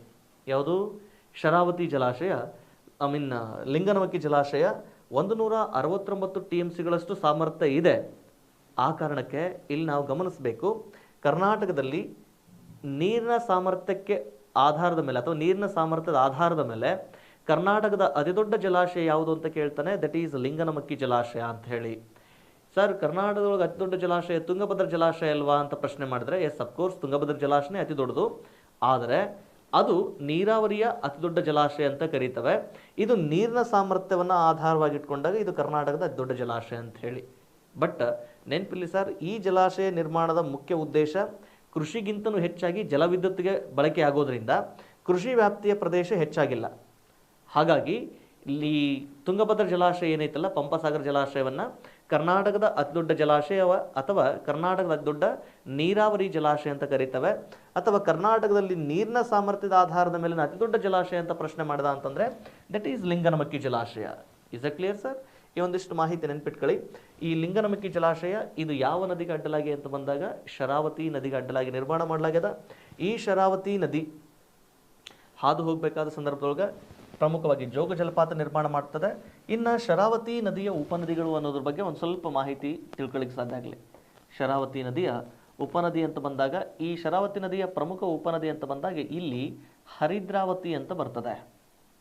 ಯಾವುದು ಸರ್? ಹರಿದ್ರಾವತಿ ಎನ್ನುವಂತಹ ಉಪನದಿ ಬರ್ತದೆ. ಇದು ದಾವಣಗೆರೆ ಜಿಲ್ಲೆಯ ಮೂಲಕ ಚನ್ನಗಿರಿ ತಾಲೂಕಿನ ಮೂಲಕ ಹಾದು ಹೋಗಬೇಕಾದ್ರೆ ಯಾವುದು? ಹರಿದ್ರಾವತಿ ನದಿ. ಇದು ಹಾದು ಹೋಗಬೇಕಾದ್ರೆ ಇಲ್ಲೊಂದು ನೈಸರ್ಗಿಕವಾದ ಕೆರೆ ನಿರ್ಮಾಣ ಮಾಡಲಾಗ್ಯದ, ದಟ್ ಈಸ್ ಶಾಂತಿ ಸಾಗರ ಕೆರೆ ಅಂತ ಹೇಳಿ. ಯಾವುದು? ಶಾಂತಿ ಸಾಗರ ಕೆರೆ. ಈ ಶಾಂತಿ ಸಾಗರ ಕೆರೆ ಯಾವ ನದಿಯಿಂದ ನಿರ್ಮಾಣಗೊಂಡಿದೆ ಅಂತಂದರೆ ಹರಿದ್ರಾವತಿ ನದಿಯಿಂದ ನಿರ್ಮಾಣಗೊಂಡಿದೆ. ಈ ಹರಿದ್ರಾವತಿ ನದಿ ಯಾವ ನದಿಯ ಉಪನದಿ ಅಂತ ಬಂದಾಗ ದಟ್ ಈಸ್ ಶರಾವತಿ ನದಿಯ ಉಪನದಿ ಆಗಿರೋದ್ರಿಂದ ಈ ಶರಾವತಿ ನದಿಯ ಉಪನದಿ ಯಾವುದು? ಹರಿದ್ರಾವತಿ. ಹರಿದ್ರಾವತಿ ನದಿ ನಿರ್ಮಾಣ ಮಾಡಿರುವ ಕರ್ನಾಟಕದ ಪ್ರಮುಖ ಕೆರೆ ಅಂತಂದರೆ ದಟ್ ಈಸ್ ದ ಶಾಂತಿ ಸಾಗರ ಕೆರೆ. ಇದು ದಾವಣಗೆರೆ ಜಿಲ್ಲೆಯ ಚನ್ನಗಿರಿಯ ಬಳಿ ನಿರ್ಮಾಣಗೊಂಡಿದ್ದು. ಇದನ್ನು ನಾವು ಕರ್ನಾಟಕದೊಳಗೆ ಸ್ಥಳೀಯವಾಗಿ ಸೂಳೆ ಕೆರೆ ಅಂತಲೂ ಕೂಡ ಕರೀತವೆ. ಇದು ಕರ್ನಾಟಕದ ಅತಿದೊಡ್ಡ ಕೆರೆ. ಇದು ಕರ್ನಾಟಕದ ಅತಿದೊಡ್ಡ ಕೆರೆ. ಈ ಅತಿದೊಡ್ಡ ಕೆರೆ ಯಾವ ನದಿಯಿಂದಾಗಿ ನಿರ್ಮಾಣಗೊಂಡಿದೆ ಅಂತ ಪ್ರಶ್ನೆ ಮಾಡಿದಾಗ ಹರಿದ್ರಾವತಿ ನದಿಯಿಂದ ನಿರ್ಮಾಣಗೊಂಡಿದೆ ಅಂತಂದೇಳಿ. ಈ ಹರಿದ್ರಾವತಿ ನದಿ ಯಾವ ನದಿಯ ಉಪನದಿ ಅಂತ ಕೇಳಿದಾಗ ಅದು ಶರಾವತಿ ನದಿಯ ಉಪನದಿ ಆಗಿರೋದ್ರಿಂದ ಅಥವಾ ಶರಾವತಿ ನದಿಯ ಉಪನದಿ ಅಂತಂದೇಳಿ. Is a clear sir? ಈ ಒಂದು ಸ್ವಲ್ಪ ಮಾಹಿತಿ ನೆನ್ಪಿಟ್ಕೊಳ್ಳಿ. ಇದು ಕಾಳಿ ನದಿ ಮತ್ತು ಶರಾವತಿ ನದಿಗೆ ಸಂಬಂಧಪಟ್ಟಿರುವಂತಹ ಮಾಹಿತಿ. ಆದರೆ ದೆನ್ ನೆಕ್ಸ್ಟ್ ಇದಿಷ್ಟು ಶರಾವತಿ ನದಿಗೆ ಸಂಬಂಧಪಟ್ಟ ಹಾಗೆ. ದೆನ್ ನೆಕ್ಸ್ಟ್ ಕಾಳಿ ನದಿಗೆ ಸಂಬಂಧಪಟ್ಟ ಇಲ್ಲ ಬೋಟೆ ಕೊಟ್ಟರು ಕಾಳಿ ನದಿಯ ವಿಶೇಷತೆ ಆಯಿತು. ದೆನ್ ನೆಕ್ಸ್ಟ್ ಸರ್ ಮತ್ತೊಂದು ಪ್ರಮುಖ ನದಿ ಕಾಳಿ ಶರಾವತಿ ಆದಮೇಲೆ ಕರ್ನಾಟಕದಲ್ಲಿ ಪಶ್ಚಿಮಾಭಿಮುಖವಾಗಿ ಹರಿಯುವ ಮತ್ತೊಂದು ಪ್ರಮುಖ ನದಿ ಅಂತಂದರೆ ನೆನಪಿರಲಿ, ದಟ್ ಈಸ್ ಬೇಡ್ತಿ ಅಂತ ಹೇಳಿ. ಯಾವುದು? ಬೇಡ್ತಿ ನದಿ. ಕರ್ನಾಟಕದಲ್ಲಿ ಪಶ್ಚಿಮಾಭಿಮುಖವಾಗಿ ಹರಿಯುವ ನದಿಗಳಲ್ಲಿ ಮತ್ತೊಂದು ಎರಡನೇ ಪ್ರಮುಖ ಪಶ್ಚಿಮಾಭಿಮುಖ ನದಿ ಅಂತಂದರೆ ದಟ್ ಈಸ್ ಬೇಡ್ತಿ ಅಂತ ಹೇಳಿ. ಈ ಬೇಡ್ತಿ ನದಿ ಇದರ ಉಗಮ ಅಂತ ಬಂದಾಗ ಬೇಡ್ತಿ ನದಿಯ ಉಗಮ ಅಂತ ಬಂದಾಗ ಈ ನದಿಯ ಉಗಮ ನೆನಪಿರಲಿ, ಇದು ಕರ್ನಾಟಕದಲ್ಲಿ ಧಾರವಾಡ ಜಿಲ್ಲೆಯ ಸೋಮೇಶ್ವರ ಕುಂಡ ಎಂಬಲ್ಲಿ ಉಗಮಗೊಳ್ಳುತ್ತದೆ. ನೆನಪಿರಲಿ, ಸೋಮೇಶ್ವರ ಕುಂಡ. ಇದು ಯಾವ ನದಿಯ ಉಗಮ ಸ್ಥಾನ ಅಂತಂದರೆ ಬೇಡ್ತಿ ನದಿಯ ಉಗಮ ಸ್ಥಾನ. ನೆನಪಿರಲಿ, ಬೇಡ್ತಿ ನದಿ ಇದರ ಉಗಮ ಅಂತ ಬಂದಾಗ ಧಾರವಾಡ ಜಿಲ್ಲೆಯ ಸೋಮೇಶ್ವರ ಕುಂಡ ಎಂಬಲ್ಲಿ ಉಗಮಗೊಳ್ಳುತ್ತೆ. ಈ ಬೇಡ್ತಿ ನದಿಯ ಹರಿವಿನ ಪಾತ್ರದೊಳಗೆ ಇದನ್ನು ಗಮನಿಸೋದಾದರೆ ಬೇಡ್ತಿ ನದಿ ತನ್ನ ಹರಿವಿನ ವ್ಯಾಪ್ತಿಯೊಳಗೆ ಇದನ್ನು ನಾವು ಏನಂತ ಕರಿತೀವಿ ಅಂದರೆ ಮೂರು ಹೆಸರುಗಳಿಂದ ಗುರುತಿಸ್ಕೊಳ್ತೇವೆ. ಯಾವುದನ್ನು? ಬೇಡ್ತಿ ನದಿಯನ್ನು. ಇದು ಹರಿಬೇಕಾದ್ರೆ ಅಥವಾ ತಾನು ಹುಟ್ಟುವ ಸಂದರ್ಭದೊಳಗೆ ಇದನ್ನು ನಾವೇನಂತ ಕರಿತೇವೆ? ಶಾಲ್ಮಲ ಅಂತ ಕರಿತೇವೆ. ಹರಿವಿನ ವ್ಯಾಪ್ತಿಯೊಳಗೆ ಬೇಡ್ತಿ ಅಂತ ಗುರುತಿಸ್ತವೆ. ಹುಟ್ಟಬೇಕಾದ್ರೆ ಶಾಲ್ಮಲ, ಹರಿಯುವ ಸಂದರ್ಭದೊಳಗೆ ಬೇಡ್ತಿ, ಸಮುದ್ರವನ್ನು ಸೇರುವ ಸಂದರ್ಭದೊಳಗೆ ಈ ನದಿಯನ್ನು ಗಂಗಾವಳಿ ಅಂತ ಕರೀತವೆ. ಯಾವುದು? ಗಂಗಾವಳಿ ಅಂತಂದೇಳಿ ಕರೀತವೆ. ಯಾವ ನದಿ ಇದು? ಬೇಡ್ತಿ ನದಿ. ಬೇಡ್ತಿ ನದಿಯ ಉಗಮ ಧಾರವಾಡ ಜಿಲ್ಲೆಯ ಸೋಮೇಶ್ವರ ಕುಂಡ. ಈ ನದಿಯ ಈ ನದಿಗಿರುವಂತಹ ಪ್ರಮುಖ ಹೆಸರುಗಳು ಅಂತಂದರೆ ಶಾಲ್ಮಲ, ಬೇಡ್ತಿ ಮತ್ತು ಗಂಗಾವಳಿ ಎನ್ನುವ ಹೆಸರುಗಳನ್ನು ಗುರುತಿಸಿಟ್ಕೊಂಡು ನಾವು ಈ ನದಿಯನ್ನು ಗುರುತಿಸ್ಕೊಳ್ತೇವೆ. ಯಾವುದನ್ನು? ಬೇಡ್ತಿ ನದಿಯನ್ನು. Is that clear? ಇನ್ನು ಈ ನದಿಗೆ ಸಂಬಂಧಪಟ್ಟ ಹಾಗೆ ಮತ್ತೊಂದಿಷ್ಟು ವಿಷಯಗಳನ್ನು ತಿಳ್ಕೊಳ್ಳೋದಾದರೆ, ಈ ನದಿಯ ಉಗಮ ಸ್ಥಾನದೊಳಗೆ ಇದನ್ನು ನಾವು ಶಾಲ್ಮಲ ಅಂತ ಕರೀತೇವೆ. ಶಾಲ್ಮಲ ಇದು ಧಾರವಾಡದಲ್ಲಿ ಉಗಮಗೊಳ್ಳುವಂತಹ ನದಿಯಾಗಿರ್ತಕ್ಕಂಥದ್ದು. ಈ ನದಿ ಕರ್ನಾಟಕದಲ್ಲಿ ಸರಿಸುಮಾರು 165 ಕಿಲೋಮೀಟರ್ಗಳಷ್ಟು ಉದ್ದ ಹಾದು, 165 ಕಿಲೋಮೀಟರ್ಗಳಷ್ಟು ಉದ್ದ ಹಾದು ಈ ನದಿ ಉತ್ತರ ಕನ್ನಡ ಜಿಲ್ಲೆಯ ಉತ್ತರ ಕನ್ನಡ ಜಿಲ್ಲೆಯ ತದಡಿಯ ಬಳಿ, ಉತ್ತರ ಕನ್ನಡ ಜಿಲ್ಲೆಯ ತದಡಿ ಬಳಿ, ತದಡಿ ಅಲ್ಲ, ಗಂಗಾವಳಿ ಬಳಿ, ಉತ್ತರ ಕನ್ನಡ ಜಿಲ್ಲೆಯ ಗಂಗಾವಳಿಯ ಬಳಿ, ಉತ್ತರ ಕನ್ನಡ ಜಿಲ್ಲೆಯ ಗಂಗಾವಳಿ ಬಳಿ ಇದು ಅರಬ್ಬಿ ಸಮುದ್ರವನ್ನು ಸೇರಿಕೊಳ್ಳುತ್ತದೆ. ಅರಬ್ಬಿ ಸಮುದ್ರ ಸೇರುತ್ತದೆ. ಯಾವುದು ಸರ್? ದಟ್ ಈಸ್ ಬೇಡ್ತಿ ನದಿ ಸಮುದ್ರವನ್ನು ಸೇರುತ್ತದೆ. ಯಾವುದಿದು? ದಿಸ್ ಈಸ್ ಬೇಡ್ತಿ ಅಂತ ಹೇಳಿ ನೆನ್ಪಿಟ್ಕೊಳ್ಳಿ. ಇದು ಕರ್ನಾಟಕದೊಳಗೆ ಸುಮಾರು 165 ಕಿಲೋಮೀಟರ್. ಕಾಳಿ ನದಿಯ ನಂತರ ಈ ನದಿ ಕರ್ನಾಟಕದೊಳಗೆ ಸುಮಾರು ಅಂದರೆ ಕಾಳಿ ನದಿ ನಂತರ ಬೇಡ್ತಿ ನದಿ ಕರ್ನಾಟಕದಲ್ಲಿ ಪಶ್ಚಿಮಾಭಿಮುಖವಾಗಿ ಹರಿಯುವಂತಹ ಎರಡನೇ ಅತಿ ಉದ್ದವಾದಂತಹ ನದಿ. ಕಾಳಿ ನದಿಯ ನಂತರ ಕರ್ನಾಟಕದಲ್ಲಿ ಪಶ್ಚಿಮಾಭಿಮುಖವಾಗಿ ಹರಿಯುವಂತಹ ಎರಡನೇ ಉದ್ದವಾದ ನದಿ ಅಂತಂದರೆ ದಟ್ ಈಸ್ ಬೇಡ್ತಿ ನದಿ. ಈ ನದಿ ತಾನು ಹರಿಯುವ ಸಂದರ್ಭದೊಳಗೆ ಇಲ್ಲೊಂದು ಜಲಪಾತವನ್ನು ನಿರ್ಮಾಣ ಮಾಡ್ತದೆ. ಈ ನದಿ ನಿರ್ಮಾಣ ಮಾಡಿರುವಂತಹ ಜಲಪಾತ ದಟ್ ಈಸ್, ಈ ನದಿ ನಿರ್ಮಾಣ ಮಾಡಿರುವ ಜಲಪಾತ ಅಂತಂದರೆ ದಟ್ ಈಸ್ ಮಾಗೋಡು ಜಲಪಾತ ಅಂತ ಬರ್ತದೆ. ಯಾವುದು? ಮಾಗೋಡು ಜಲಪಾತ. ಈ ಮಾಗೋಡು ಜಲಪಾತ ಇದು ಯಾವ ನದಿಯಿಂದ ನಿರ್ಮಾಣಗೊಂಡಿದೆ ಅಂತ ಬಂದಾಗ ಬೇಡ್ತಿ ನದಿಯಿಂದ ನಿರ್ಮಾಣಗೊಂಡಿದೆ. ಯಾವುದು ಸರ್? ಮಾಗೋಡು ಜಲಪಾತ ಇದು ಯಾವ ನದಿಯಿಂದ ಅಂತ ಬಂದಾಗ ಬೇಡ್ತಿ ನದಿಯಿಂದ. ಈ ಬೇಡ್ತಿ ನದಿಗೆ ಸಂಬಂಧಪಟ್ಟ ಹಾಗೆ ಒಂದ್ಸಲ ಮಾಗೋಡು ಜಲಪಾತ ಯಾವ ನದಿಯಿಂದ ನಿರ್ಮಾಣಗೊಂಡಿದೆ ಅಂತ ಪ್ರಶ್ನೆ ಕೇಳಬೇಕಾದ್ರೆ ಒಂದು ಸರ್ತಿ ಬೇಡ್ತಿ ನದಿ ಉತ್ತರ ಬರೋ ಹಾಗೆ ಪ್ರಶ್ನೆ ಕೇಳಿದಾನೆ, ಮತ್ತೊಂದು ಸರ್ತಿ ಗಂಗಾವಳಿ ನದಿ ಉತ್ತರ ಬರೋ ಹಾಗೆ ಪ್ರಶ್ನೆ ಕೇಳಿದಾನೆ. ಬೇಡ್ತಿ ಅಂದ್ರೂ ಅದೇ, ಗಂಗಾವಳಿ ನದಿ ಅಂದ್ರೂ ಅದೇ. ಆ ಕಾರಣಕ್ಕಾಗಿ ಈ ಒಂದು ವ್ಯತ್ಯಾಸಗಳನ್ನು ನೀವು ನೆನ್ಪಿಟ್ಕೊಳ್ಳೋಕ್ಕೆ ಸಾಧ್ಯ ಆಗಿರಲಿ. ಓಕೆನಾ? ಬೇಡ್ತಿ ನದಿ ಇದು ಉಗಮ ಧಾರವಾಡ ಜಿಲ್ಲೆಯ ಸೋಮೇಶ್ವರ ಕುಂಡ. ಇದನ್ನು ಶಾಲ್ಮಲ, ಬೇಡ್ತಿ ಅಥವಾ ಗಂಗಾವಳಿ ಅಂತಲೂ ಕೂಡ ಗುರುತಿಸ್ಕೊತವೆ. ಇದು ಕರ್ನಾಟಕದಲ್ಲಿ ಕಾಳಿ ನದಿಯ ನಂತರ ಅತಿ ಉದ್ದವಾಗಿ ಹರಿಯುವಂತಹ ಎರಡನೇ ಪ್ರಮುಖ ನದಿ. ಇದು ಉತ್ತರ ಕನ್ನಡ ಜಿಲ್ಲೆಯ ಗಂಗಾವಳಿಯ ಬಳಿ ಸಮುದ್ರವನ್ನು ಸೇರುತ್ತೆ. ಈ ನದಿ ನಿರ್ಮಾಣ ಮಾಡಿರುವ ಪ್ರಮುಖ ಜಲಪಾತ ಅಂತ ಬಂದಾಗ ದಟ್ ಈಸ್ ಮಾಗೋಡು ಜಲಪಾತ ಅಂತ ಹೇಳಿ ಇದೊಂದು ಸ್ವಲ್ಪ ನೆನ್ಪಿಟ್ಕೊಳ್ಳಿಕ್ಕೆ ಸಾಧ್ಯ ಆಗಲಿ. ಬೇಡ್ತಿ ನದಿಯ ನಂತರ ಕರ್ನಾಟಕದೊಳಗೆ ಆದು ಬರುವಂತಹ ಮತ್ತೊಂದು ಪ್ರಮುಖ ನದಿ ಅಂತ ಬಂದಾಗ ದಟ್ ಈಸ್ ಅಘನಾಶಿನಿ ಅಂತ ಹೇಳಿ. ಯಾವುದು? ಅಘನಾಶಿನಿ. ಈ ಅಘನಾಶಿನಿ ನದಿಯ ಉಗಮ ಅಂತ ಬಂದಾಗ ಅಘನಾಶಿನಿ ನದಿಯ ಉಗಮ ಅಂತ ಬಂದಾಗ ಈ ನದಿ ಕರ್ನಾಟಕದಲ್ಲಿ ಉತ್ತರ ಕನ್ನಡ ಜಿಲ್ಲೆಯ ಶಿರಸಿಯ ಬಳಿ. ಯಾವುದು? ಅಘನಾಶಿನಿ ನದಿಯ ಉಗಮ ಅಂತ ಬಂದಾಗ ಈ ನದಿ ಉತ್ತರ ಕನ್ನಡ ಜಿಲ್ಲೆಯ ಶಿರಸಿಯ ಬಳಿ ಉಗಮಗೊಳ್ಳುತ್ತೆ. ಇದು ಕರ್ನಾಟಕದೊಳಗೆ ಹರಿಯುವಂತಹ ಮತ್ತೊಂದು ಪ್ರಮುಖವಾಗಿರುವಂತಹ ಪಶ್ಚಿಮಾಭಿಮುಖ ನದಿ ವ್ಯವಸ್ಥೆ ಸಂಬಂಧಪಡ್ತಕ್ಕಂಥದ್ದು. ಇದು ಉತ್ತರ ಕನ್ನಡ ಜಿಲ್ಲೆಯ ಶಿರಸಿಯ ಬಳಿ ಉಗಮಗೊಳ್ಳುತ್ತೆ. ಈ ನದಿ ಕರ್ನಾಟಕದೊಳಗೆ ಸುಮಾರು 126 ಕಿಲೋಮೀಟರ್ಗಳಷ್ಟು ಉದ್ದ ಹಾದು, 126 ಕಿಲೋಮೀಟರ್ ಉದ್ದ ಹರಿದು ಈ ನದಿ ಉತ್ತರ ಕನ್ನಡ ಜಿಲ್ಲೆಯ ತದಡಿಯ ಬಳಿ ಅರಬ್ಬಿ ಸಮುದ್ರವನ್ನು ಸೇರುತ್ತದೆ. ಸೇರುತ್ತೆ. ಯಾವುದು ಸರ್? ಅಘನಾಶಿನಿ ನದಿ. ನೆನಪಿರಲಿ, ಇಲ್ಲಿ ಗಂಗಾವಳಿಯ ಬಳಿ ಅರಬ್ಬಿ ಸಮುದ್ರ ಸೇರುವ ನದಿ ಅಂತಂದರೆ ದಟ್ ಈಸ್ ಬೇಡ್ತಿ. ತದಡಿಯ ಬಳಿ ಅರಬ್ಬಿ ಸಮುದ್ರ ಸೇರುವ ನದಿ ಅಂತ ಬಂದಾಗ ಅಘನಾಶಿನಿ. ಇತ್ತೀಚೆಗೆ ತದಡಿ ಬಂದರಿಗೆ ಸಂಬಂಧಪಟ್ಟಾಗ ಒಂದಿಷ್ಟು ವಿಷಯಾಂಶ ಮಾಹಿತಿ ಇಲ್ಲಿ ಚರ್ಚೆಯಲ್ಲಿದೆ. ಏನಕ್ಕೆ ಅಂತ ಬಂದಾಗ 2021 ಮತ್ತು 22ನೇ ಸಾಲಿನ ಕೇಂದ್ರ ಬಜೆಟ್ನೊಳಗೆ ಅಂದರೆ ಹೋದ ವರ್ಷದ ಬಜೆಟ್ನೊಳಗೆ ತದಡಿ ಬಂದರನ್ನು, ಈ ತದಡಿಯ ಬಳಿ ಇಲ್ಲೊಂದು ಬಂದರು ಬರ್ತದೆ. ಈ ತದಡಿ ಬಂದರನ್ನು ಭಾರತದ ಸಾಗರಮಾಲಾ ಯೋಜನೆಗೆ ಆಯ್ಕೆ ಮಾಡಿಕೊಳ್ಳಾಗಿರ್ತಕ್ಕಂಥದ್ದು. ಭಾರತದ ಸಾಗರಮಾಲಾ ಯೋಜನೆಗೆ ಕರ್ನಾಟಕದಲ್ಲಿ ಆಯ್ಕೆಗೊಂಡಿರುವಂತಹ ಬಂದರು ಯಾವುದಂದರೆ ದಟ್ ಈಸ್ ತದಡಿ ಬಂದರು ಅಂತ ಹೇಳಿ. ಈ ತದಡಿ ಬಂದರು ಇದು ಸಾಗರಮಾಲಾ ಯೋಜನೆಗೆ ಆಯ್ಕೆಯಾಗಿರುವಂತಹ ಕರ್ನಾಟಕದ ಪ್ರಮುಖ ಬಂದರು. ಹೋದ ವರ್ಷದ ಬಜೆಟ್ನೊಳಗೆ ಆಯ್ಕೆ ಆಗಿತ್ತಿದ್ದು. ಇದೊಂದು ಪಾಯಿಂಟ್ ನೆನ್ಪಿಟ್ಕೊಳ್ಳಿ. ಇದು ಅಘನಾಶಿನಿ ನದಿಗೆ ಸಂಬಂಧಪಟ್ಟದಾದರೆ, ಇನ್ನು ಈ ಅಘನಾಶಿನಿ ನದಿ ತನ್ನ ಹರಿವಿನ ಪಾತ್ರದೊಳಗೆ ಇಲ್ಲೊಂದು ಜಲಪಾತವನ್ನು ನಿರ್ಮಾಣ ಮಾಡಿದೆ. ಅಘನಾಶಿನಿ ನದಿ ತನ್ನ ಹರಿವಿನ ಪಾತ್ರದೊಳಗೆ ಒಂದು ಜಲಪಾತ ನಿರ್ಮಾಣ ಮಾಡಿದೆ. ಆ ಜಲಪಾತ ಯಾವುದು ಅಂದರೆ ದಟ್ ಈಸ್ ಅಘನಾಶಿನಿ ನದಿಯಿಂದ ನಿರ್ಮಾಣಗೊಂಡಿರುವಂಥ ಜಲಪಾತ, ದಟ್ ಈಸ್ ಊಂಚಳ್ಳಿ ಜಲಪಾತ ಅಂತ ಕರೀತಾರೆ. ಯಾವುದು? ಊಂಚಳ್ಳಿ ಜಲಪಾತ ಅಂತ ಹೇಳಿ. ಈ ಊಂಚಳ್ಳಿ ಜಲಪಾತ ಇದು ಯಾವ ನದಿಯಿಂದ ನಿರ್ಮಾಣಗೊಂಡಿದೆ ಅಂತ ಬಂದಾಗ ದಟ್ ಈಸ್ ಅಘನಾಶಿನಿ ನದಿಯಿಂದ ನಿರ್ಮಾಣಗೊಂಡಿದೆ. ಊಂಚಳ್ಳಿ ಜಲಪಾತ ಇದು ಯಾವ ನದಿಯಿಂದ ನಿರ್ಮಾಣಗೊಂಡಿದೆ ಅಂತಂದರೆ ಇದು ಅಘನಾಶಿನಿ ನದಿಯಿಂದ ನಿರ್ಮಾಣಗೊಂಡಿದೆ. ಊಂಚಳ್ಳಿ ಜಲಪಾತವನ್ನು ನಾವು ಲೂಷಿಂಗ್ಟನ್ ಫಾಲ್ಸ್ ಅಂತಲೂ ಕೂಡ ಕರೀತಾರೆ, ನೆನ್ಪಿಟ್ಕೊಳ್ಳಿ. ಊಂಚಳ್ಳಿ ಜಲಪಾತವನ್ನು ಲೂಷಿಂಗ್ಟನ್ ಫಾಲ್ಸ್, ಓಕೆ, ಯಾವ ಫಾಲ್ಸ್ ಇದು? ಲೂಷಿಂಗ್ಟನ್ ಫಾಲ್ಸ್ ಅಂತ ಕರೀತವೆ. ಆಮೇಲೆ ಇದೇ ಜಲಪಾತವನ್ನು ಸ್ಥಳೀಯ ಜನ ಕೆಪ್ಪಜೋಗ ಅಂತಲೂ ಕೂಡ ಕರೀತಾರೆ. ಎಸ್, ಸ್ಥಳೀಯ ಜನ ಕೆಪ್ಪಜೋಗ ಅಂತಲೂ ಕೂಡ ಕರೀತವೆ. ಯಾವುದಿದು? ಲೂಷಿಂಗ್ಟನ್ ಫಾಲ್ಸ್ ಅಥವಾ ಅಘನಾಶಿನಿ ನದಿಗೆ ಸಂಬಂಧಪಟ್ಟಿರುವಂತಹ ಜಲಪಾತಕ್ಕೆ ಸಂಬಂಧಪಟ್ಟಿರುವಂತಹ ಮಾಹಿತಿ. Is a clear? ಇದಿಷ್ಟು ಅಘನಾಶಿನಿ ನದಿಗೆ ಸಂಬಂಧಪಟ್ಟಂಥ ಒಂದಿಷ್ಟು ಮಾಹಿತಿ. ಆದರೆ ಇದು ಬೇಡ್ತಿ ನದಿ, ಆನಂತರ ಅಘನಾಶಿನಿ ನದಿಯಿಂದ ನಿರ್ಮಾಣಗೊಂಡಿರುವ ಪ್ರಮುಖ ಜಲಪಾತ ಅಂದರೆ ಊಂಚಳ್ಳಿ ಜಲಪಾತ. ಈ ಜಲಪಾತಕ್ಕೆ ಲೂಷಿಂಗ್ಟನ್ ಫಾಲ್ಸ್ ಅಂತಲೂ ಕೂಡ ಕರೀತವೆ. ಸ್ಥಳೀಯವಾಗಿ ಈ ಜಲಪಾತಕ್ಕೆ ನಾವು ಕೆಪ್ಪಜೋಗ ಅಂತಲೂ ಕೂಡ ಕರೀತವೆ. ಇದೊಂದು ಸ್ವಲ್ಪ ಮಾಹಿತಿ ನಿಮಗೆ ನೆನಪಲ್ಲಿ ಇಟ್ಕೊಳ್ಳಿಕ್ಕೆ ಸಾಧ್ಯ ಆಗಿರಲಿ. ಇದಾದಮೇಲೆ ನೆಕ್ಸ್ಟು ಬರ್ತಕ್ಕಂತಹ ನದಿ ಅಂತ ಬಂದಾಗ ಕರ್ನಾಟಕದಲ್ಲಿ ಪಶ್ಚಿಮಾಭಿಮುಖವಾಗಿ ಹರಿಯುವ ನದಿಗಳಲ್ಲಿ ಕಂಡುಬರುವಂತಹ ಇನ್ನೊಂದು ಪ್ರಮುಖ ನದಿ ಅಂತ ಬಂದಾಗ ದಟ್ ಈಸ್ ನೇತ್ರಾವತಿ ಅಂತ ಹೇಳಿ.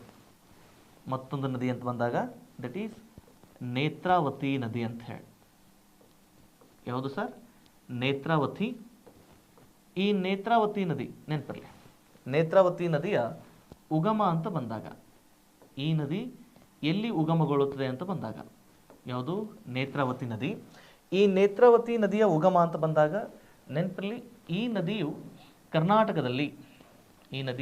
ಕರ್ನಾಟಕದಲ್ಲಿ ನೇತ್ರಾವತಿ ನದಿಯ ಉಗಮ ಅಂತ ಬಂದಾಗ ಪ್ರೆಸೆಂಟ್ ನೆನ್ಪಿಟ್ಕೊಳ್ಳಿ, ಈ ನದಿ ಚಿಕ್ಕಮಗಳೂರು ಜಿಲ್ಲೆಯ ಚಿಕ್ಕಮಗಳೂರು ಜಿಲ್ಲೆಯ ಬಲ್ಲಾಳರಾಯನದುರ್ಗದ ಬಳಿ ಉಗಮಗೊಳ್ಳುತ್ತದೆ. ಎಲ್ಲಿ? ಚಿಕ್ಕಮಗಳೂರು ಜಿಲ್ಲೆಯ ಬಲ್ಲಾಳರಾಯನದುರ್ಗ. ಚಿಕ್ಕಮಗಳೂರು ಜಿಲ್ಲೆಯ ಬಲ್ಲಾಳರಾಯನದುರ್ಗದ ಬಳಿ ಉಗಮಗೊಳ್ಳುತ್ತೆ. ಈ ನದಿ ಕರ್ನಾಟಕದೊಳಗ ದಕ್ಷಿಣ ಕನ್ನಡ ಮತ್ತು ಚಿಕ್ಕಮಗಳೂರು